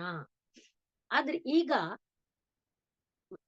ತಂದೆ ವಸುದೇವ, ಕೃಷ್ಣ ಮಗ. ಈಗ ವಸುದೇವ ಮತ್ತೆ ಕೃಷ್ಣ ಅನ್ನುವ ತಂದೆ ವಸುದೇವ ಕೃಷ್ಣನ ಸಂಬಂಧ ಇದೆಯಲ್ಲ, ಅದು ನಿತ್ಯ ಅಲ್ಲ ಅಲ್ವೇ. ವಸುದೇವ ಅನ್ನೋನು ಯಾವಾಗ್ಲೂ ಕೃಷ್ಣನಿಗೆ ತಂದೆ ಆಗ್ಬೇಕಾಗಿಲ್ಲ. ಈಗ ಈ ಜನ್ಮದಲ್ಲಿ ಕೃಷ್ಣ ಕೃಷ್ಣನಿಗೆ ವಸುದೇವ ತಂದೆಯಾಗಿದ್ದಾನೆ. ಮುಂದೆ ಏನಾಗ್ತಾನೆ ಗೊತ್ತಿಲ್ಲ ಈ ಶರೀರ ಬಿಟ್ಟ ಮೇಲೆ. ಕೃಷ್ಣನು ಕೂಡ ಈಗ ವಸುದೇವನಿಗೆ ಮಗನಾಗಿದ್ದಾನೆ, ಮುಂದೆ ಏನಾಗ್ತಾನೆ ಗೊತ್ತಿಲ್ಲ. ಆದರೆ ತಂದೆ ಮತ್ತು ಮಗ ಅನ್ನುವ ಸಂಬಂಧ ಮಾತ್ರ ಸದಾ ಕಾಲ ಉಳಿದಿರುತ್ತೆ ಅಲ್ವಾ, ನಿತ್ಯವಾಗಿರುತ್ತೆ ಅಲ್ವಾ. ಆ ರೀತಿಯಲ್ಲಿ ಈ ಬ್ರಹ್ಮ ಎನ್ನುವ ಸಂಬಂಧ, ಆ ಬ್ರಹ್ಮ ಎನ್ನುವ ಶಬ್ದ, ಆ ಬ್ರಹ್ಮ ಎನ್ನುವ ಶಬ್ದಕ್ಕೆ ಯಾವ ಒಂದು ಓಂಕಾರ ಎನ್ನುವ ಅರ್ಥ ಇದೆಯೋ ಅದರ ಸಂಬಂಧ ನಿತ್ಯವಾಗಿರುತ್ತೆ. ಹಾಗೆ ವಾಚಕ ವಾಚ್ಯ ಸಂಬಂಧ, ಹೇಗೆ ಬೆಳಕು ದೀಪದ ಸಂಬಂಧ. ದೀಪ ಒಂದು ಜಾಗದಲ್ಲಿರುತ್ತೆ, ಬೆಳಕು ಬೆಳಕನ್ನ ಎಲ್ಲಾ ಕಡೆ ವ್ಯಾಪಿಸುವಂತೆ ಮಾಡುತ್ತೆ. ಹಾಗೆ ಇರುವ ಈ ಸಂಬಂಧದಂತೆ ಪ್ರಣವ ಮತ್ತು ವಿಶ್ವದ ಸಂಬಂಧ. ವಿಶ್ವ ಅಂದ್ರೆ ಈ ವಿಶ್ವಾಂಡದ ಸಂಬಂಧ, ವಿಶ್ವಾಂಡದ. ಆದ್ರಿಂದನೇ ಭಾಗವತನು ಹೇಳುತ್ತೆ, ಬೇರೆ ಬೇರೆ ಗ್ರಂಥಗಳಲ್ಲೂ ನಾವು ನೋಡ್ತೇವೆ, ಪರಮಾತ್ಮನ ಒಂದು ಸಂಬಂಧ ಈ ಪ್ರಪಂಚದ ಜೊತೆಯಲ್ಲಿ ನಿತ್ಯ ನಿರಂತರವಾಗಿ ಇರುವಂಥದ್ದು. ಈಗ ನೋಡಿ, ಈಗ ಈ ಪ್ರಪಂಚದ ಜೊತೆಯಲ್ಲಿ ಪರಮಾತ್ಮನ ಸಂಬಂಧ ನಿತ್ಯ. ಪರಮಾತ್ಮ ತಂದೆ, ಈ ಪ್ರಪಂಚ ಅವನ ಮಗು. ತಂದೆ ಮತ್ತು ಮಗನ ಸಂಬಂಧ ನಿತ್ಯ. ನಾನು ತಂದೆ ನೀನು ತಾಯಿ, ಅವನು ತಂದೆ ಇವನು ಮಗ, ಆ ರೀತಿ ವ್ಯಕ್ತಿಗತ ಅಲ್ಲ. ಹಾಗೆ ಆ ಆ ಸಂಬಂಧನ ನಾವು ಭಾವಿಸ್ಕೊಂಡಾಗ, ಆದ್ರಿಂದ ತ್ವಮೇವ ಮಾತಾ ಚ ಪಿತಾ ತ್ವಮೇವ, ಆ ರೀತಿ ಆ ಪರಮಾತ್ಮನ ಸಂಬಂಧ ನಮಗೆ ಅನುಭವಕ್ಕೆ ಬರ್ತಾ ಬರ್ತಾ ಏನಾಗುತ್ತೆ, ಈಗ ನಾವ್ ಹೇಳಿದ್ವಲ್ಲ, ಹಸು ಅಂದ್ ಕೂಡ್ಲೆ ಅಪ್ಪ ಅಂದ್ ಕೂಡ್ಲೆ ನಮ್ಮ ಅಪ್ಪ ಕಣ್ ಮುಂದೆ ಬರ್ತಾರೆ. ಅಪ್ಪ ಅಂದ್ ಕೂಡ್ಲೆ ನಾರಾಯಣ ಕಣ್ ಮುಂದೆ ಬರಲ್ಲ, ಅಥವಾ ರಾಮ ಕಣ್ ಮುಂದೆ ಬರಲ್ಲ. ಆ ಆ ರೀತಿಯಾದ ವಿಶ್ವವೆಲ್ಲವೂ ಪರಮಾತ್ಮನ ಒಂದು ಮಗು. ಆ ವಿಶ್ವವೆಲ್ಲ ಪರಮಾತ್ಮನ ಮಗು, ಈ ಇಡೀ ವಿಶ್ವಕ್ಕೆ ಪರಮಾತ್ಮ ತಂದೆ. ಆ ಭಾವದೊಡನೆ ನಾವು ನಿತ್ಯವಾಗಿ ಭಾವಿಸ್ತಾ ಬಂದ್ರೆ ಆಗ ನಮಗೇನಾಗುತ್ತೆ, ಈ ಹೊರಮುಖದ ಇಂದ್ರಿಯಗಳ ಓಡುವುದರ ಜೊತೆಯಲ್ಲಿ, ಒಳಮುಖಕ್ಕೆ ಬರುವ ವಸ್ತುಗಳ ಜೊತೆಯಲ್ಲಿ, ಎಲ್ಲದರ ಜೊತೆಯಲ್ಲೂ ಪರಮಾತ್ಮ ಪರಮಾತ್ಮ ಪರಮಾತ್ಮ ಪರಮಾತ್ಮ ಆ ಭಾವ ಹೋಗುವಾಗ, ಅಂದ್ರೆ ಇದನ್ನೇ ಪ್ರಾಣಾಯಾಮದ ಇನ್ನೊಂದು ರೂಪದಲ್ಲಿ ಹೇಳುವಾಗ ಏನ್ ಹೇಳ್ತಾರೆ, ಹಂಸ ಜಪ ಅಂತಾರಲ್ಲ, ಹಾಗೆ ಹೊರಗೆ ಹೋಗುವಾಗ ಹಂ, ಒಳಗೆ ಬರುವಾಗ ಸೋ, ಹೊರಗೆ ಹೋಗುವಾಗ ಸೋ, ಒಳಗೆ ಬರುವಾಗ ಹಂ. ಈ ರೀತಿಯಾದ ಒಂದು ಸಂಬಂಧ ಇದೆಯಲ್ಲ, ಅಂದ್ರೆ ತಂದೆ ಮಕ್ಕಳ ಸಂಬಂಧದಂಥದ್ದು, ಅದು ನಿತ್ಯ ಆಗ್ಬಿಡುತ್ತೆ. ನಿತ್ಯ ಆದಾಗ ಏನಾಗುತ್ತೆ, ಈಗ ಹೊಸದನ್ಸಲ್ಲ, ಕಷ್ಟ ಅನ್ಸಲ್ಲ. ಪರಮಾತ್ಮನನ್ನ ಅಯ್ಯಪ್ಪ ನಾರಾಯಣ ಆಗ, ಇಲ್ಲಪ್ಪ ನನ್ ಕೈಯಲ್ಲಿ ಆಗಲ್ಲ ಅನ್ನುವಂತೆ ಆಗಲ್ಲ. ಅದಕ್ಕೋಸ್ಕರ ಈ ಮಂತ್ರ ಏನ್ ಹೇಳ್ತಾ ಇದೆ, ಸದಾ ಕಾಲದಲ್ಲಿ ನಾವು ದಿವಸದಲ್ಲಿ ಒಂದು ಸಲಿಯಾದ್ರೂ, ಗೀತಾಚಾರ್ಯ ಹೇಳಿರೋದು ಅಷ್ಟೇ, ಒಂದು ನಿಯತವಾದ ಕಾಲದಲ್ಲಿ ಯಾರೇ ಧ್ಯಾನವನ್ನ ಹೇಳುವಾಗ್ಲೂ ನಿಯತವಾದ ದೇಶ, ನಿಯತವಾದ ಕಾಲ, ನಿಯತವಾದ ಒಂದು ಜಾಗದ ಒಳಗೆ ಸರಿಯಾದ ಒಂದು ರೀತಿಯಲ್ಲಿ ಇದ್ಕೊಂಡಿದ್ದು ಅಭ್ಯಾಸ ಮಾಡ್ತಾ ಬಂದ್ರೆ ಆಗ ನಮಗೆ ಇದನ್ನೇ ಬೇರೆ ಬೇರೆ ದರ್ಶನಗಳು ಹೇಳುವಾಗಲೂ ಕೂಡ ಈ ಪ್ರಪಂಚವನ್ನ ಪರಮಾತ್ಮನ ಲೀಲಾ ಕ್ಷೇತ್ರ ಅಂತಾರೆ, ಪರಮಾತ್ಮನ ಲೀಲಾ ವಿಭೂತಿ ಅಂತಾರೆ. ಒಟ್ಟಿನಲ್ಲಿ ಈಗ ಪ್ರಪಂಚದಲ್ಲಿರುವ ಅಣು ಅಣುವು ಪರಮಾತ್ಮನ ಮಗು. ಆದ್ರಿಂದ ಈಗ ನಾನು ಕೇಳಿದ ಪ್ರತಿಯೊಂದು ಅಕ್ಷರ ಪರಮಾತ್ಮನ ಮಗು, ನಾನು ನೋಡಿದ ಪ್ರತಿಯೊಂದು ರೂಪ ಪರಮಾತ್ಮನ ಮಗು. ಪರಮಾತ್ಮನ ಮಗುವನ್ನ ಯಾವ ರೀತಿಯಲ್ಲಿ ಓಂ ಎಲ್ಲದರ ಒಳಗಿದೆ ಅಂತ ಆರಂಭ ಮಾಡಿದ್ದೇವೆ, ಇದನ್ನ ಆರಂಭ ಮಾಡುವಾಗ, ಆದ್ರೆ ನನಗೆ ಕೇಳ್ತಾ ಇಲ್ವಲ್ಲ, ಇದನ್ನ ನಾನು ಅಭ್ಯಾಸ ಮಾಡ್ತಾ ಬಂದ್ರೆ ಆ ಓಂಕಾರನಾದ ವ್ಯಕ್ತಿ ಪಕ್ಕ ಪಕ್ಕ ಇರ್ತೀವಲ್ಲ, ಆ ಪಕ್ಕ ಪಕ್ಕದ ವ್ಯಕ್ತಿಯ ಕಿವಿ ನಡುವಿನಲ್ಲಿ ಕೇಳುತ್ತೆ. ಇನ್ನು ನಾವು ಬೇಕಾದ್ರೆ ಒಬ್ಬರ ಕಿವಿನ ಜೋಡಿಸಿದಾಗ ಟ್ರೈ ಮಾಡಿ ನೋಡ್ಬಹುದು. ಒಬ್ಬರ ಕಿವಿಗೆ ಜೋಡಿಸಿದಾಗ ನಮ್ಗೊಂದು ರೀತಿ ನಾದ ಕೇಳುತ್ತೆ, ಅಲ್ಲಿ ಓಂಕಾರ ಕೇಳಲ್ಲ.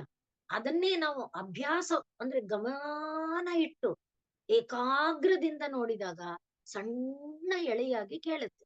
ಆ ರೀತಿಯಾಗಿ ಪ್ರತಿಯೊಂದು ವ್ಯಕ್ತಿಯ ನಡುವೆ, ಪ್ರತಿಯೊಂದು ಇಂದ್ರಿಯಗಳ ರಂಧ್ರ ಅವುಗಳ ನಡುವೆ, ಆದ್ರಿಂದ ಇಲ್ಲಿ ಬ್ರಹ್ಮ ಉಡುಪೇನ ಪ್ರತರೇತ.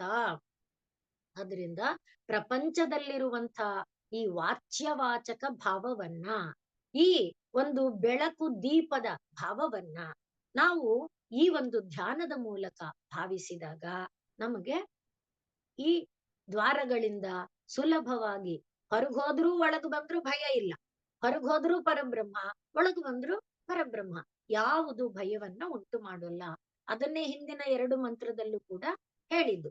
ಅದನ್ನೇ ಅದೃಷ್ಟ ವಿಗ್ರಹೋ ದೇವೋ ಭಾವಗ್ರಾಹ್ಯ ಮನೋಮಯ. ಪರಮಾತ್ಮನ ರೂಪವನ್ನ ನಾವು ಒಂದು ಇದರಿಂದ ಕಾಣಕ್ಕಾಗಲ್ಲ, ಆದ್ರೆ ಪರಮಾತ್ಮ ಭಾವವನ್ನ ನಾವಿವಾಗ ಅದಕ್ಕೋಸ್ಕರನೇ ನೋಡಿ ಭಾರತದಲ್ಲಿ ಅರಳಿ ಮರ ಪರಮಾತ್ಮ, ಅಶ್ವತ್ಥ ಕಟ್ಟೆಯಲ್ಲಿ ಏನ್ ಹೇಳ್ತಾರೆ, ಮೂಲತೋ ಬ್ರಹ್ಮರೂಪಾಯ ಮಧ್ಯತೋ ವಿಷ್ಣು, ಈ ರೀತಿ ಎಲ್ಲ ಕೊಡೋದ್ ಯಾತಕ್ಕೆ? ಆ ಭಾವದಿಂದ ನೀವು ಅದನ್ನ ನೋಡಿದರೆ ಪರಮಾತ್ಮ ವಸ್ತುವಾಗಿ ನಿಮಗ್ ಕಾಣುತ್ತೆ. ಹಾಗದನ್ನ ನೋಡೋದಕ್ಕೆ ನಿಮ್ಗೆ ಏಕಾಗ್ರ ಬರ್ಬೇಕಾದ್ರೆ ಧ್ಯಾನ ಬೇಕು. ಆದ್ರಿಂದ ನೀನು ಆಶ್ರಯಿಸಿದ್ದು ಯಾವುದೇ ಯೋಗವಾಗಿರ್ಲಿ, ಕರ್ಮವೋ ಜ್ಞಾನವೋ ರಾಜವೋ ಯಾವುದೇ ಯೋಗವಾಗಿರ್ಲಿ, ಈ ಏಕಾಗ್ರತೆ ಅನ್ನುವುದು ಬರ್ಬೇಕಾದ್ರೆ ಧ್ಯಾನ ಅಭ್ಯಾಸ ಎಂಬುದು ಬೇಕು. ಆ ಧ್ಯಾನಾಭ್ಯಾಸಕ್ಕೆ ಸಹಾಯ ಮಾಡೋದು ಯಾವುದು? ಓಂಕಾರ, ಓಂ ಎಂಬ ಪ್ರಣವ. ಆದ್ರಿಂದ ಅದನ್ನ ಏನಂತ ಕರೀತಾರೆ? ಪ್ರಕರ್ಷೇಣ ನೂಯತೆ. ನೂಯತೆ ಅಂದ್ರೆ ಸ್ತೂಯತೆ. ಆ ಪರಬ್ರಹ್ಮ ವಸ್ತುವನ್ನ ವಿಶೇಷವಾದ ರೀತಿಯಿಂದ ಕಾಣುವ, ನೋಡುವ, ಹೇಳುವ, ಭಾವಿಸುವ ಒಂದು ರೀತಿ ಇದೆಯಲ್ಲ, ಅದೇ ಪ್ರಣವ. ಆ ಪ್ರಣವ ಮತ್ತೆ ಎಲ್ಲದರ ಜೊತೆಯಲ್ಲಿ ಬೆರೆತು ಹೋಗಿದೆ. ಆದ್ರಿಂದ ಮರದ ಎಲೆಗಳು ಅಲಗುವಾಗ ಮರದ ಒಂದು ಎಲೆಯ ನಡುವಿನ ಸಂಧಿಯಲ್ಲಿ ಓಂಕಾರ ಕೇಳುತ್ತೆ. ಅದೇ ಇದಕ್ಕೆ ಒಬ್ಬ ಅನುಭವಿ ಬೇಕು, ಆ ಅನುಭವಕ್ಕೆ ಧ್ಯಾನ ಬೇಕು. ಹಾಗಾಗಿ ಅದೃಷ್ಟ ವಿಗ್ರಹೋ ದೇವೋ ಭಾವಗ್ರಾಹ್ಯೋ ಮನೋಮಯ ತಸ್ಯ ಓಂಕಾರ ಸ್ಮೃತೋ ನಾಮ ತೇನ ಆಹೂತಃ ಪ್ರಸೀದತಿ. ಇದು ವಿಷ್ಣು ಪುರಾಣದ ಮಾತು. ಆದ್ರಿಂದ ಆ ಓಂ ಅನ್ನುವ ನಾಮದಿಂದ ಕರೆದು ಬಿಟ್ರೆ ಅವನು ಪ್ರಸನ್ನನಾಗ್ತಾನೆ. ಆ ಓಂ ಅನ್ನುವ ನಾಮದ ಅಭ್ಯಾಸವನ್ನ ಮಾಡು, ಅವನು ಪ್ರಸನ್ನನಾಗ್ತಾನೆ. ಪ್ರಸನ್ನನಾದ್ರೆ ತೆಪ್ಪ ಓಡ್ಕೊಂಡು ನಿನ್ ಕಡೆ ಬರುತ್ತೆ, ಆ ತೆಪ್ಪ ಹತ್ಕೊಂಡು ನೀನು ದಾಟು ಬಿಡು ಅನ್ನುವಂತೆ ಈ ಮಂತ್ರ ಹೇಳ್ತಾ ಇದೆ. ಇದನ್ನೇ ಮತ್ತೆ ವಿಷ್ಣು ಪುರಾಣನೇ ವಿವರಿಸಿ ಹೇಳುವಾಗ, ಸ್ವಾಧ್ಯಾಯಾತ್ ಮೊದಲಿಂದ ಇರುವುದೇನು, ಇದಕ್ಕೆಲ್ಲ ಸಹಾಯ ಸ್ವಾಧ್ಯಾಯ. ಸ್ವಾಧ್ಯಾಯಾತ್ ಯೋಗಮಾಸೀತ, ಅಧ್ಯಯನ ಮಾಡಿ, ಅಧ್ಯಯನದಿಂದ ಪ್ರಪಂಚ ಅಂದ್ರೇನು, ಪರಮಾತ್ಮ ಅಂದ್ರೇನು, ಪರಮಾತ್ಮನಿಗೂ ಪ್ರಪಂಚಕ್ಕೂ ಇರುವ ಸಂಬಂಧ ಏನು, ಇದೆಲ್ಲವನ್ನ ತಿಳ್ಕೊಂಡು ಆಗ ಅನಂತರ ಪ್ರಪಂಚ ಮತ್ತು ಪರಮಾತ್ಮನ ಯೋಗ ಸಂಬಂಧ ಸೇರಿಸುವಿಕೆ ಅದನ್ನ ತಿಳ್ಕೊಂಡು ಯೋಗಾತ್ ಸ್ವಾಧ್ಯಾಯಂ ಆವಸೇತ್. ಆ ಯೋಗವನ್ನ ತಿಳಿದು ಏನು ನೀನು ಗ್ರಂಥಗಳಿಂದ ಓದಿದೀಯಾ ಅದನ್ನ ಇಲ್ಲಿ ಅಳವಡಿಸಬೇಕು, ಅನುಷ್ಠಾನ ಮಾಡಬೇಕು. ಈಗ ಗ್ರಂಥದಿಂದ ತಿಳಿದಿದ್ಯಾ ಅಂದ್ರೆ ಈಗ ಉದಾಹರಣೆ ನೋಡಿ, ಇಷ್ಟೊತ್ತು ಹೇಳಿದ್ವಿ ನಾವು, ಒಂದು ವ್ಯಕ್ತಿಯ ನಡುವೆ ಒಂದು ಸಣ್ಣ ಗ್ಯಾಪ್ ಇದ್ರೆ ಅಲ್ಲಿ ಓಂಕಾರ ಇದೆ. ಒಂದು ಹೂವಿನ ಮೊಗ್ಗು, ಅರಳುವ ಒಂದು ಸಣ್ಣ ಇದು ಎಲೆ, ಒಂದು ದಳ ತೆಗೆದುಕೊಂಡ ಆ ಗಳಿಗೆ ಸಣ್ಣ ಸಂಧಿ, ಆ ಸಣ್ಣ ಸಂಧಿ ಒಳಗೆ ಓಂಕಾರ ಇದೆ. ಇದನ್ನ ಸ್ವಾಧ್ಯಾಯ. ಇದನ್ನ ನೀನು ಯೋಗ ಅಂದ್ರೆ ಅಲ್ಲಿ ಕಿವಿಯನ್ನಿಟ್ಟು ಆಲಿಸಿ, ಕಿವಿಯನ್ನ ಇಡದೆ ಮನಸ್ಸನ್ನ ಅಲ್ಲಿಗೆ ಕಳಿಸಿ ಮನಸ್ಸಿನಿಂದ ಆಲಿಸಿ, ಈ ತರ ಮಾಡಿದಾಗ ಏನಾಯ್ತು? ಸ್ವಾಧ್ಯಾಯದಿಂದ ಯೋಗವಾಯ್ತು, ಯೋಗದಿಂದ ಸ್ವಾಧ್ಯಾಯ ಆಯ್ತು. ಹಾಗೆ ಆದಾಗ ಸ್ವಾಧ್ಯಾಯ ಯೋಗ ಸಂಪನ್ನ, ಸ್ವಾಧ್ಯಾಯ ಯೋಗದಿಂದ ಕೂಡಿದವನು ಯಾರಿರ್ತಾನೋ ಅವನಿಗೆ ಪರಮಾತ್ಮ ಪ್ರಕಾಶತೆ. ಈ ಮಂತ್ರ ಏನ್ ಹೇಳ್ತಿದೆ, ಮಂತ್ರದ ವಿವರಣೆ ಇಲ್ಲಿದೆ ಅಂತ ನಾನು ಈ ಮಾತುಗಳನ್ನು ಹೇಳ್ತಿದ್ದೀನಿ. ವಿಷ್ಣು ಪುರಾಣದಲ್ಲಿ ಈ ಮಂತ್ರದ ವಿವರಣೆಯನ್ನೇ ನಾವು ಕಾಣ್ತಾ ಇದ್ದೇವೆ. ಆದ್ರಿಂದ ಆ ರೀತಿ ನಾವು ಮನಸ್ಸಿನಿಂದ ಏನನ್ನ ಭಾವಿಸಿಕೊಳ್ಳುತ್ತೇವೆಯೋ ಆ ಸ್ವಾಧ್ಯಾಯದಿಂದ ಮೊದಲು ತಿಳ್ಕೊಳ್ಬೇಕು. ಆ ತಿಳ್ಕೊಂಡಿದ್ದನ್ನ ಮನಸ್ಸಿನ ಜೊತೆಯಲ್ಲಿ ಯೋಗ ಸೇರಿಸ್ಬೇಕು. ಹಾಗೆ ಸ್ವಾಧ್ಯಾಯ ಮತ್ತು ಯೋಗದಿಂದ ಯಾವಾಗ ನಾವು ಒಗ್ಗೂಡ್ತೇವೆ ಆಗ ಪರಮಾತ್ಮ ಅಲ್ಲೇ ಇರ್ತಾನೆ, ಪರಮಾತ್ಮ ಪ್ರಕಾಶತೆ. ಆದ್ದರಿಂದ ನಾವ್ ಏನ್ ಮಾಡ್ಬೇಕು? ಆ ಓಂಕಾರ ಇಲ್ಲಿದೆ, ಇಲ್ಲಿದೆ, ಇಲ್ಲಿದೆ, ಎಲ್ಲಿದೆ, ಅಲ್ಲಿದೆ ಅಂತ ಓಂ ಓಂ ಓಂ ಅನ್ನುವುದನ್ನ ಎಲ್ಲಿದೆ ಓಂ, ಎಲ್ಲಿದೆ ಓಂ, ಅದನ್ನ ನಾವು ಭಾವಿಸ್ತಾ ನಿಂತ ಜಾಗ, ಕೂತ ಜಾಗ, ಹೋದ ಜಾಗ, ಬಂದ ಜಾಗ ಹಾಗೆ ಮಾಡ್ತಾ ಇದ್ದಾಗ, ನೀವ್ ಹೇಳದ್ ಚೆನ್ನಾಗಿದೆ, ಹಾಗ್ ಮಾಡ್ತಿದ್ರೆ ಹುಚ್ಚ ಅನ್ಕೊಂಡು ಯಾರಾದ್ರೂ, ಆ ರೀತಿ ಅಂದ್ರೆ ಪ್ರಕಟವಾಗಿ ಅಂತಲ್ಲ, ಇಲ್ಲಿ ಹೇಳ್ತಿರೋದು ಮನೋಮಯ ಅಲ್ವಾ, ಆ ಮನಸ್ಸಿನಿಂದ ಭಾವಿಸ್ಕೊಳ್ಬೇಕು. ಆದ್ರಿಂದ ಭಾವಗ್ರಾಹ್ಯೋ ಮನೋಮಯ. ಭಾವ ಅಲ್ಲಿ ಇಲ್ಲಿ ಮಿಡಿತಿದ್ಯಾ, ನೀವು ಒಂದ್ ಟ್ರೈನಲ್ಲಿ ಕೂತಿದ್ದೀರಿ, ನಿಮ್ಮ ಅಕ್ಕಪಕ್ಕದವರನ್ನ ಯಾರೋ ಕೂತಿದ್ದಾರೆ, ಏನೋ ಹಿಂಸೆ ಆಗ್ತಿದೆ ಅಂತ ಭಾವಿಸ್ಕೊಳ್ಳದೆ, ಅಲ್ಲಿಂದ ಓಂಕಾರ ನಾದದ ಒಂದು ಭಾವ ಎಲ್ಲಾದ್ರೂ ತರಂಗಾಂತರ ಒಂದು ಅಲ್ಲಿ ಬರ್ತಿದೀಯಾ. ಹಾಗೆ ಇದು ಈಗ ನಾವು ಸ್ವಾಧ್ಯಾಯ ಮಾಡಿದ್ದೇವೆ, ಏನು ಶ್ವೇತಾಶ್ವತರ ಉಪನಿಷತ್ತು ಈ ಮಂತ್ರವನ್ನ ಹೇಳಿದೆ. ಈಗ ಇದನ್ನ ಯೋಗ ಮಾಡ್ಕೊಳ್ಳೋದು ಯಾವ ರೀತಿಯಲ್ಲಿ, ನಾವು ಹೋದ ತೋಟದಲ್ಲಿ, ಮನೆ ತೋಟದಲ್ಲಿ ಓಡಾಡ್ತಿರ್ತೀವಿ. ಮನೆ ತೋಟದಲ್ಲಿ ಓಡಾಡುವಾಗ ಎಲೆಗಳ ಗತಿಯಲ್ಲಿ, ಹಾಗೆ ಹೂವು ಈಗ ಹೇಳಿದಂತೆ ಮೊಗ್ಗು ಅರಳುವ ಸ್ಥಿತಿಯಲ್ಲಿ ಒಂದೇ ಸಲಿ ಅಷ್ಟು ದಳ ಅರಳು ಬಿಡಲ್ಲ. ನೀವು ನೋಡಿದ್ರೆ ಕೈ ತೋಟನೇ ದೊಡ್ಡ ಉದಾಹರಣೆ ಆಗುತ್ತೆ. ಆದ್ರಿಂದೇ ಬಹುಶಃ ನನಗೆ ಎಷ್ಟೋ ಸಲಿ ಅನ್ಸದು, ಋಷಿಗಳು ಕಾಡಿಗೆ ಹೋಗ್ತಿದ್ದಿದ್ ಅದಕ್ಕೆ ಏನ ಅಂತ. ಯಾಕೆಂದ್ರೆ ಒಂದು ಹಕ್ಕಿಯ ಕೂಗು ಇನ್ನೊಂದು ಹಕ್ಕಿಯ ಕೂಗಿಗಿಂತ ವಿಭಿನ್ನ ಆಗಿದ್ರು ಕೂಡ ಆ ಎಲ್ಲದರಿಂದ ಪಾಠ ಇದೆ. ಒಂದು ಎಲೆ, ಒಂದು ಮರ ನೀವು ನೋಡಿದ್ರೆ, ಒಂದು ಮರ ಹೀಗೆ ತೂಗುತ್ತೆ, ತೋಟ ಸುಮ್ನೆ ಹೊರಗಡೆ ಇದ್ದಾಗ ಇನ್ನೊಂದು ಮರ ಹೀಗೆ ತೂಗುತ್ತೆ, ಒಂದೊಂದು ತರ ತೂಗುತ್ತೆ. ಅಂದ್ರೆ ಅದೆಲ್ಲ ಒಂದೊಂದು ಗತಿ. ಆ ಗತಿಯನ್ನ ಋಷಿಗಳು ಗಮನಿಸಿ ಅದನ್ನ ಛಂದಸ್ ಅಂದ್ರು. ಛಂದಸ್ ಅನ್ನುವಾಗ ಒಂದು ಮಾತ್ರ ಕಾಲದಿಂದ ಹಿಡಿದು ಅನೇಕ ಮಾತ್ರೆಗಳವರೆಗೆ ಅನಂತ, ಈ ಅಂದ್ರೆ ಹಿಂದು ಮುಂದು ಲಘು ಗುರು, ಲಘು ಲಘು ಅಂದಾಗ ಒಂದೇ, ಗುರು ಅಂದಾಗ ಎರಡು. ಒಂದು ಲಘು ಒಂದು ಗುರು ಅಂದ್ರೆ ಆಗ ಲಘುವಿನಲ್ಲಿ ಒಂದು ಮಾತ್ರೆ, ಗುರುವಿನಲ್ಲಿ ಎರಡು ಮಾತ್ರೆ ಇದ್ದಾಗ ಅದನ್ನ ನೀವು ಮೂರು ಲಘು ಮಾಡ್ಬೋದು. ಅಂದ್ರೆ ಇದನ್ನ ಬೇರೆ ಬೇರೆ ರೀತಿ ಪ್ರೆಸೆಂಟ್ ಮಾಡ್ಬೋದು. ಆ ರೀತಿ ಛಂದಸ್ ಅಂದಾಗ ಈ ವಿಶ್ವಾಂಡದಲ್ಲಿರುವ ಎಲ್ಲ ಗತಿಗಳನ್ನ, ಎಲ್ಲ ಮ್ಯಾಥಮೆಟಿಕ್ಸ್ ಇದೆ, ಯಾವುದು ಬೇಕಾ ಬಿಟ್ಟಿ ಬಂದಿಲ್ಲ, ಅದೆಲ್ಲವನ್ನ ನಾವು ಕೇವಲ ಒಂದು ವಾತಾವರಣದಲ್ಲಿ ಗಮನಿಸಬಹುದು. ಅಂತ ಒಂದು ಗತಿಯನ್ನ ಕಾಡಿನಲ್ಲಿ ಗಮನಿಸಿದಂತ ಋಷಿಗಳ ಹೃದಯಕ್ಕೆ ಬಹುಶಃ ಇದೆಲ್ಲ ಸ್ವಾಧ್ಯಾಯ ಯೋಗ, ಆ ಸ್ವಾಧ್ಯಾಯ ಯೋಗ ಎಲ್ಲಿದೆ ಅಲ್ಲಿ ಪರಮಾತ್ಮ ಪ್ರಕಾಶತೆ ಅನ್ನುವಂತೆ ಅನುಭವಕ್ಕೆ ಬರುತ್ತಾ ಅಂತ ಅನ್ಸುತ್ತೆ. ಹಾಗೆ ಆ ಗಿಡಗಳ ತೂಗುವಿಕೆ, ಆ ತೂಗುವಿಕೆಯ ನಡುವಿನಲ್ಲಿ ಅದನ್ನ ನಾವು ಅಭ್ಯಾಸ ಮಾಡ್ತಾ ಬಂದ್ರೆ, ಆದ್ರಿಂದ ಸ್ವಾಧ್ಯಾಯಾತ್ ಯೋಗಮಾಸೀತ, ಯೋಗಾತ್ ಸ್ವಾಧ್ಯಾಯಂ ಆವಸೇತ್. ಸ್ವಾಧ್ಯಾಯ ಯೋಗ ಸಂಪನ್ನ ಎಲ್ಲಿ ಆಗ್ತಾನೆ, ಆಗ ಪರಮಾತ್ಮ ಪ್ರಕಾಶತೆ.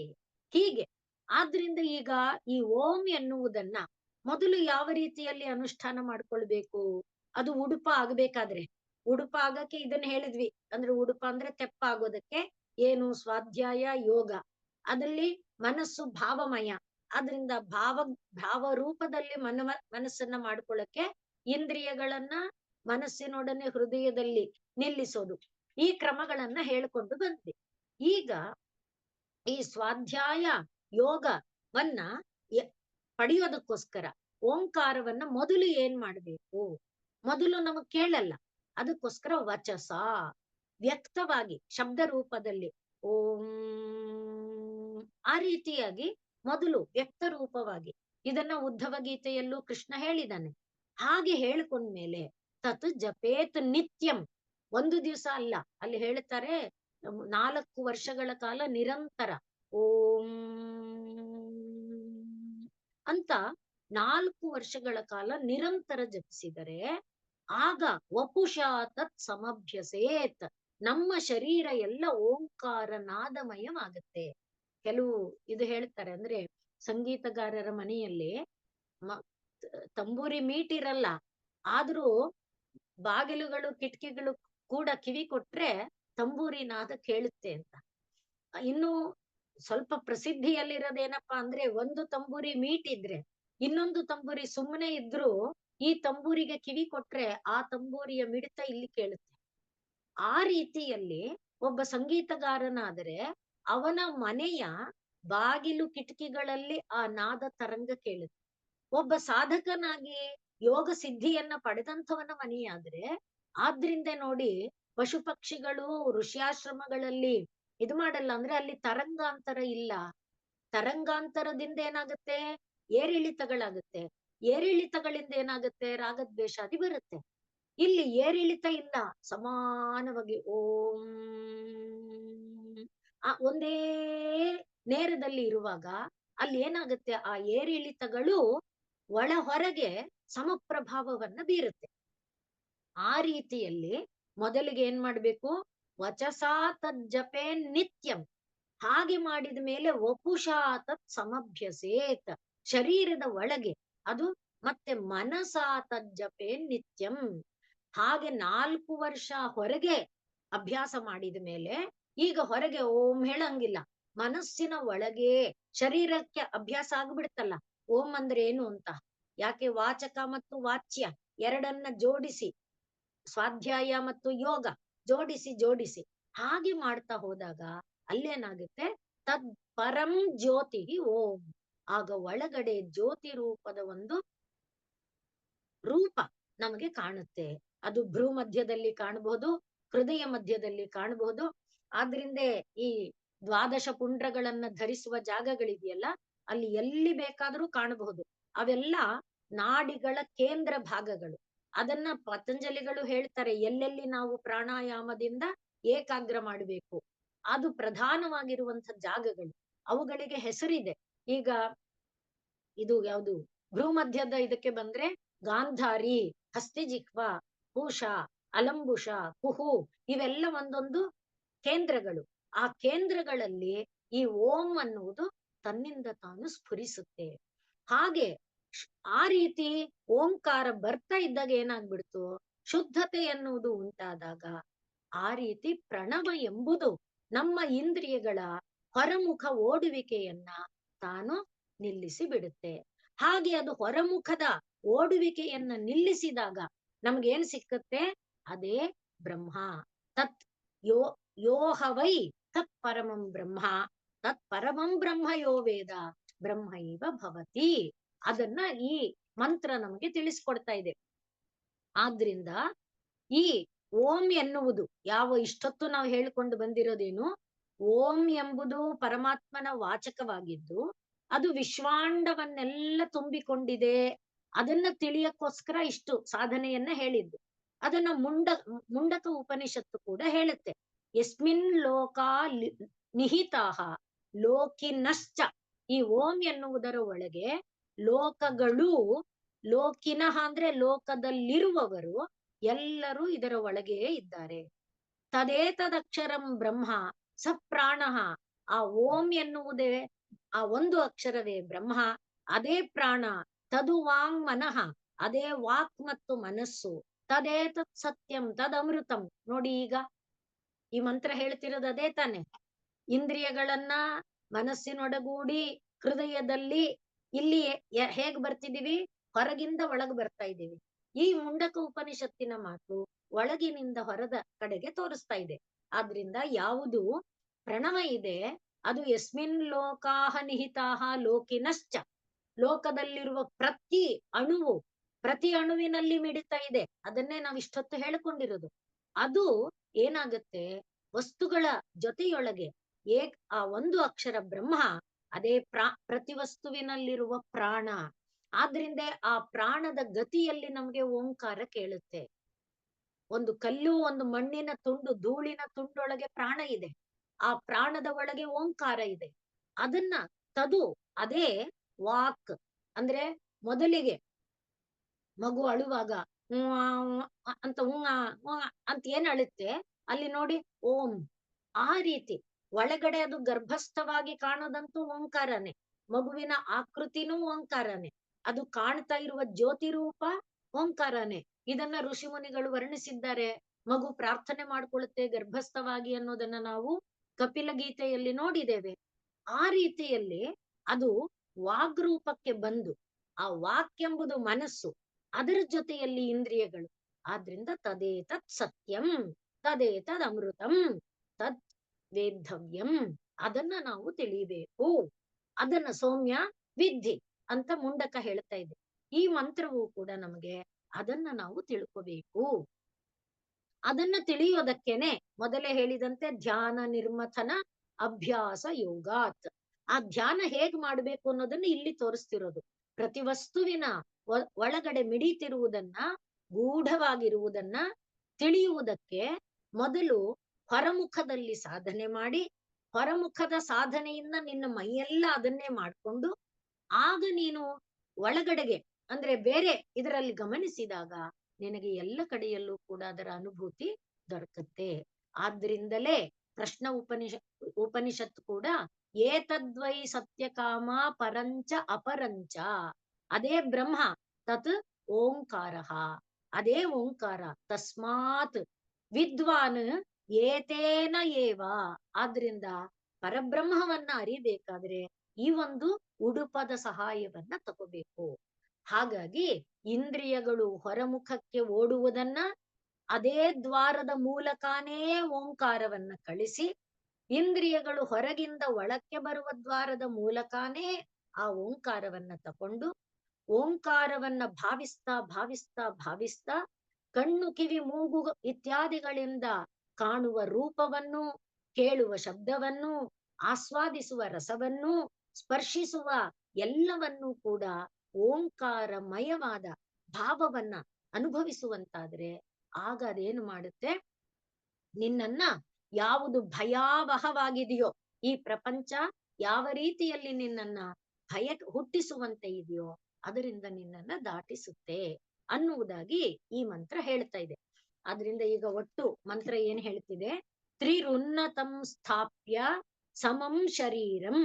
ಯಾರು ವಿದ್ವಾನ್, ಯಾರಿಗೆ ನಾನು ಈ ಪ್ರಪಂಚದಲ್ಲಿ ಸಿಲುಕಿಕೊಂಡಿರುವುದಕ್ಕೆ ನನ್ನ ಅಜ್ಞಾನ ಕಾರಣ, ಶರೀರವನ್ನ ನಾನು ಅಂತ ಭಾವಿಸಿರುವುದು ಕಾರಣ, ನಾನು ಶರೀರ ಅಲ್ಲ ಅಂತ ನಾನು ತಿಳ್ಕೋಬೇಕು, ಈ ಒಂದು ಜ್ಞಾನ ಯಾರಿಗಿದೆಯೋ ಆ ವಿದ್ವಾನ್ ಏನ್ ಮಾಡ್ತಾನೆ, ಏನ್ ಮಾಡ್ಬೇಕು, ಶರೀರಂ ತ್ರಿರುನ್ನತಂ ಸಮಂ ಸಂಸ್ಥಾಪ್ಯ, ತನ್ನ ಶರೀರವನ್ನ ಮೂರು ರೀತಿಯಲ್ಲಿ ಒಂದೇ ನೇರದಲ್ಲಿ ಉನ್ನತವಾಗಿ ಇರಿಸಿಕೊಂಡು ಏನ್ ಮಾಡ್ಬೇಕು, ಹೃದಯ ಇಂದ್ರಿಯಾಣಿ ಮನಸಾ ಸನ್ನಿವೇಶ್ಯ, ಮನಸ್ಸಿನೊಡಗೂಡಿ ಇಂದ್ರಿಯಗಳನ್ನು ಹೃದಯದ ಒಳಗೆ.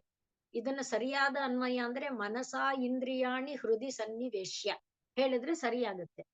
ಮನಸ್ಸಿನಿಂದ ಇಂದ್ರಿಯಗಳನ್ನ ಮನಸ್ಸಿನೊಡಗೂಡಿ, ಮನಸ್ಸಿನಿಂದ ಅಂದ್ರೆ ಮನಸ್ಸಿನೊಡಗೂಡಿ, ವಿತ್ ಅಂತ, ಟುಗೆದರ್ ಅಂತ, ಅದರ ಜೊತೆಯಲ್ಲಿ ಹೃದಯ ಸನ್ನಿವೇಶ್ಯ. ಯಾಕೆ ಹೃದಯದಲ್ಲಿ, ಈಗ ತಾನೇ ನಾವು ಹೇಳಿದ್ವಲ್ಲ ಭಾವ ಅಂತ, ಭಾವದ ಉಗಮ ಸ್ಥಾನ ಹೃದಯ. ಆದ್ರಿಂದ ಆ ಭಾವದ ಅನುಭೂತಿಗೋಸ್ಕರ ಹೃದಯದಲ್ಲಿ ಅದನ್ನ ಸೇರಿಸಿದಾಗ ಸರ್ವಾಣಿ ಸ್ರೋತಾಂಸಿ, ಒಳ ಹೊರ ಮುಖವಾದ ಎಲ್ಲ ಸ್ರೋತಗಳೇನಿದೆ, ಹರಿಯುವಿಕೆ ಏನಿದೆ, ಅದೆಲ್ಲವೂ ಕೂಡ ಬ್ರಹ್ಮೋಡುಪೇನ ಪ್ರತರೇತ, ಭಯಾವಹಾನಿ.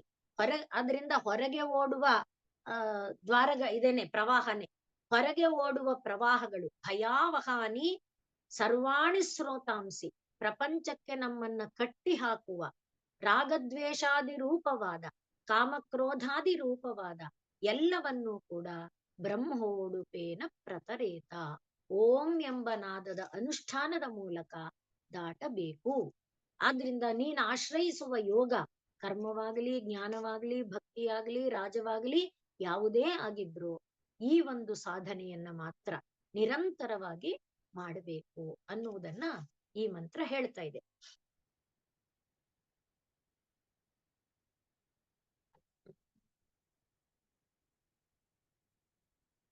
ಸ್ಪಷ್ಟ ಆಗಿದೆ ಅಂತ ಭಾವಿಸ್ಕೊಳ್ತೀನಿ.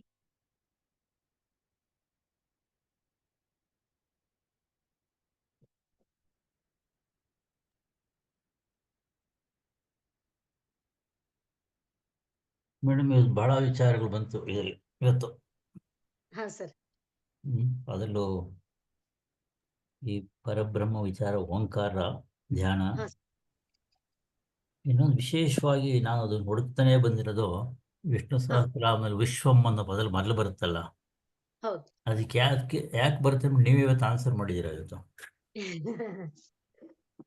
ನಾನು ಕೇರ್ಫುಲ್ ವಾಚ್ ಮಾಡ್ತಿದ್ದೆ.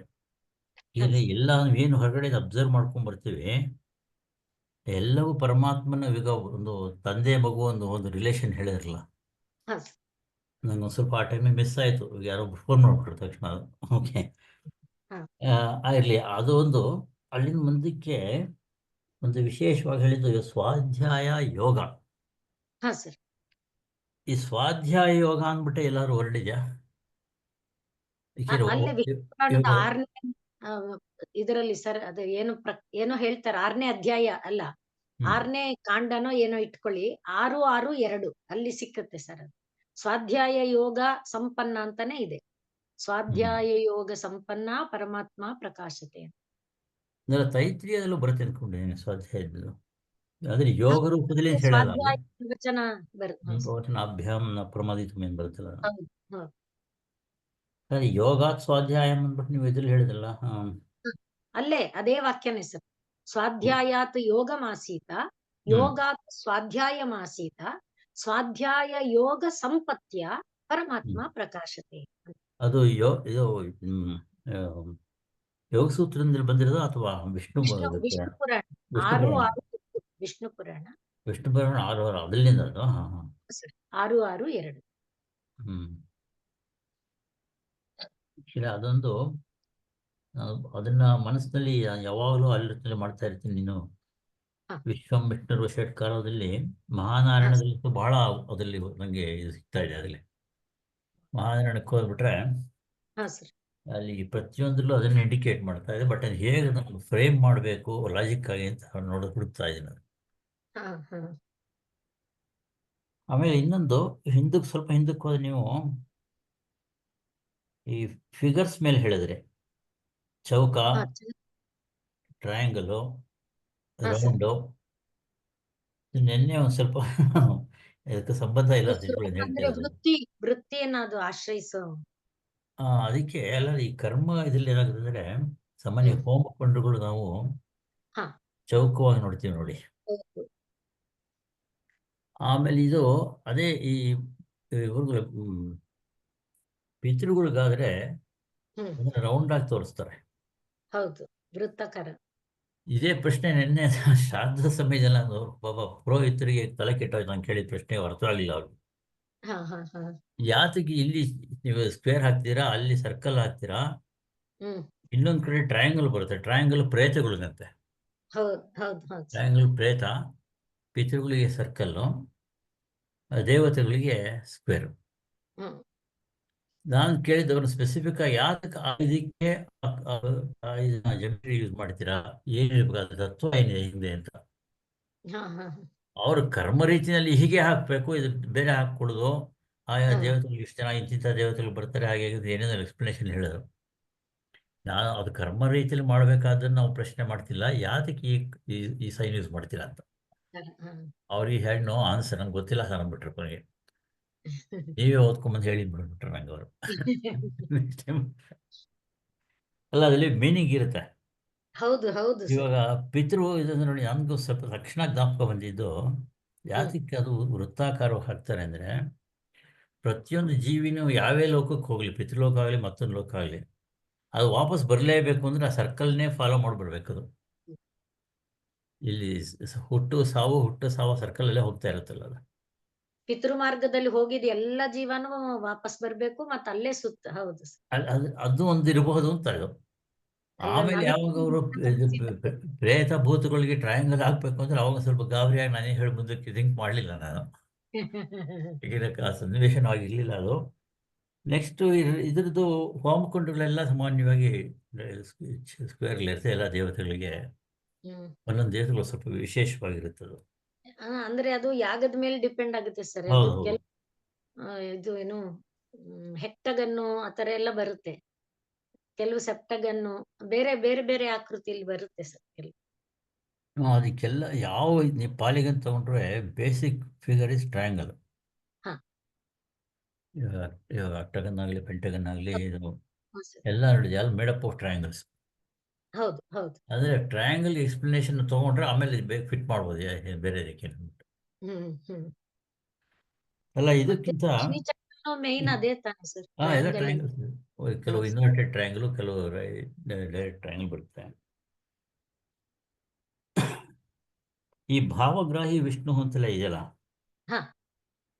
ಅದು ವಿಷ್ಣು ಸಹ ಪುರಾಣ ಬರುತ್ತೋ ಎಲ್ಲಿ ಬರುತ್ತೆ ಅನ್ನೋದು? ಅದು ಬಹುಶಃ ಯಾರು ಇದ್ ಮಾಡಿರ್ಬಹುದು ಅನ್ಸುತ್ತೆ, ಗೊತ್ತಿಲ್ಲ ಸರ್. ನಾನು ಅದನ್ನ ಗಮನಿಸಿಲ್ಲ. ಯಾವ್ದಾದ್ರು ಪುರಾಣದಲ್ಲಿ ಕಾಣಬಹುದು ಅದು. ಸರಿ ಓಂಕಾರದ ಬಗ್ಗೆ ಬಹಳ ಹೇಳಿದ್ ಮಾತ್ರ ವಿಷ್ಣು ಪುರಾಣದ್ದೇ. ಯಾವುದು ಅದೃಷ್ಟ ವಿಗ್ರಹೋ ದೇವೋ ಹೇಳಿದ್ನಲ್ಲ, ಅದು ವಿಷ್ಣು ಹ್ಮ್ ಪುರಾಣ. ಭಾವಗ್ರಾಹ್ಯೋ ಮನೋಮಯ ಅಂತ ಶ್ಲೋಕ ಹೇಳಿದ್ನಲ್ಲ, ಹ್ಮ್ ಅದು ವಿಷ್ಣು ಪುರಾಣದಲ್ಲಿ. ತಸ್ಯ ಓಂಕಾರ ಸ್ಮೃತೋ ನಾಮ ಹ್ಮ್ ತೇನಾಹೂತ ಪ್ರಸೀದತಿ ಅಂತ. ಇನ್ನು ಇದು ಓಂಕಾರದ್ದು ಬಹಳ ಅನೇಕ ಉಪನಿಷತ್ತುಗಳಲ್ಲಿ ಬರುತ್ತಲ್ಲ. ಹೌದು ಸರ್. ಈಗ ಎಲ್ಲ ಉಪನಿಷತ್ತು ಎಲ್ಲ ಆಲ್ಮೋಸ್ಟ್. ಉಪನಿಷತ್ತಲ್ಲಿ ಓಂಕಾರನೇ ಇದು. ಹಾ ಸರ್. ಇನ್ನೊಂದು ನಾವು ನೀವು ಕಿವಿಗೆ ಕಿವಿ ಕೊಟ್ಟು ಕೇಳಬೇಕು ಅಂತ ಕೇಳಿದ್ರೆ ಕೇಳುತ್ತೆ ಅಂತ ಹೇಳಿದ್ರಲ್ಲ, ಬೇರೆಯವ್ರ ಕಿವಿ ಕೊಟ್ಟು ಅಂತ ನಮ್ಮ ಹಾ, ಕಿವಿಗಳು ಎರಡು ಕೈ ಕ್ಲೋಸ್ ಮಾಡ್ಕೊಂಡ್ರೆ ಓಂಕಾರದ ಕೇಳುತ್ತೆ. ಒಂದು ಕೇಳುತ್ತೆ. ಹೌದು ಬೇಸಿಕ್ ಸರ್. ನೋಟ್ ಕೇಳುತ್ತದೆ. ಹೌದು ಹೌದು ಹೌದು ಹೊರಗಿನ ಶಬ್ದಗಳು ಯಾವುದು ಬರದಲ್ಲೇ ಇದ್ರೆ ಹೌದು. ಅದು ಅದಕ್ಕೂ ನಮ್ಮ ಡಿಪೆಂಡಿಂಗ್ ಮೆಂಟಲ್ ಕಂಡೀಷನ್. ಕರೆಕ್ಟ್.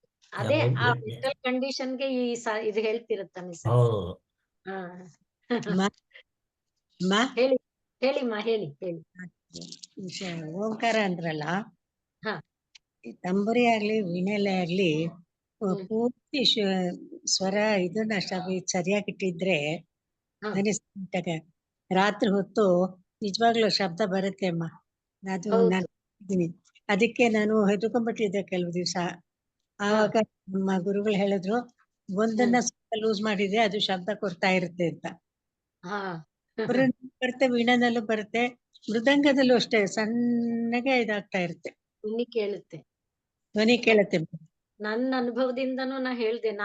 ನಾನು ಯಾವ ಮಂಚದ ಮೇಲೆ ಕೂತಿರ್ತೀನಿ, ಆ ಮಂಚದ ಅಡಿನಲ್ಲಿ ಪೆಟ್ಟಿಗೆ ಇದೆ, ಪೆಟ್ಟಿಗೆ ಒಳಗಡೆ ವೀಣೆ ಇದೆ. ಆದ್ರೂ ವೀಣೆ ತರಂಗ ಕೇಳುತ್ತೆ. ಮಂಚ ಇದೆ, ಮಂಚದ ಅಡಿಯಲ್ಲಿ ಪೆಟ್ಟಿಗೆ ಇದೆ, ಪೆಟ್ಟಿಗೆ ಒಳಗಡೆ ವೀಣೆ ಇದೆ. ಆದ್ರೂ ತರಂಗ ಕೇಳುತ್ತೆ. ನಾನು ನಮ್ಮನೆಯವ್ರಿಗೆ ಕರೆಸಿ ತೋರಿಸಿದೆ, ನೋಡಿ ಹೆಂಗ್ ಕೇಳ್ತಾ ಇದೆ ನಾದ.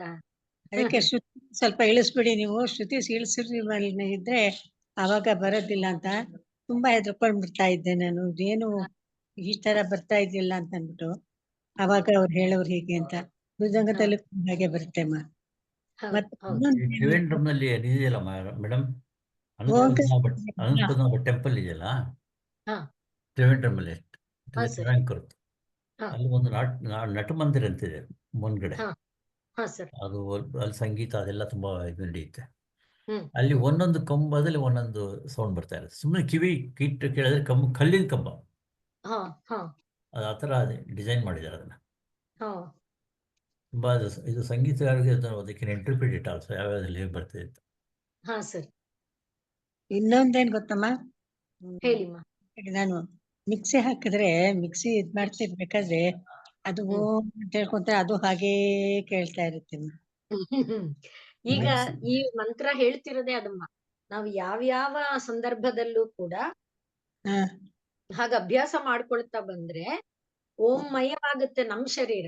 ಆಗ ನಮ್ಗೆ ಹೊರ ಪ್ರವಾಹದಲ್ಲಿ ಅದು ಕೇಳುತ್ತೆ ಅಂತ. ಮಧ್ಯರಾತ್ರಿ ಕೂಡ ಎಚ್ಚರ ಆದಾಗ ಹೊರಗಡೆ ಕೇಳ್ತಾ ಇದ್ರೆ ಏನೋ ಇದೇ ರೀತಿ ಶಬ್ದ ಬರ್ತಾ ಇರ್ತದೆ. ಅಥವಾ ನಮ್ಮ ಮನೆಗೆ ಒಂದ್ಸಲಿ ಬನ್ನಿ, ಮೈಕ್ರೋವೇವ್ ನಲ್ಲಿ ಒಳ್ಳೆ ರೆಸನೆನ್ಸ್ ಓಮ್ ಸೌಂಡ್ ಕೇಳಿಸ್ತೀನಿ ನಾನು. ಮೈಕ್ರೋವೇವ್ ನಲ್ಲಿ ಅದು ಒಳಗಡೆ ಏನು ಇಟ್ಟರು ಬರ್ತಾ ಇರುತ್ತೆ, ಇಲ್ಲದೇ ಬರ್ತಾ ಇರುತ್ತೆ. ಬರೀ ಮೈಕ್ರೋವೇವ್ ಆನ್ ಮಾಡಿದ್ರೆ ಅದನ್ನ ನಾವು ಅಬ್ಸರ್ವ್ ಮಾಡ್ಬೇಕು, ಅದಕ್ಕೆ ನಾವು ಟ್ಯೂನ್ ಮಾಡ್ಕೋಬೇಕು. ಅದು ಮೇಯ್ನು. ಅದಕ್ಕೋಸ್ಕರ ಈ ಮಂತ್ರ ನಾವು ಸೆಲ್ಫ್ ಟ್ಯೂನಿಂಗ್ ಅಂತ ಹೇಳ್ತೀವಲ್ಲ, ಅದು ಮಾಡ್ಕೋಬೇಕು. ಅದಕ್ಕೆ ಒಂದೊಂದ್ಸರಿ ನನ್ ಮನ್ಸಿಗೆ ಬರುತ್ತೆ ಇದಕ್ಕೆ ಅಂದಾಗೆಲ್ಲ, ಪ್ರಪಂಚ ಎಲ್ಲ ಓಂಕಾರಮಯವನೇನೋ ಅನ್ಸುತ್ತೆ ನಂಗೆ.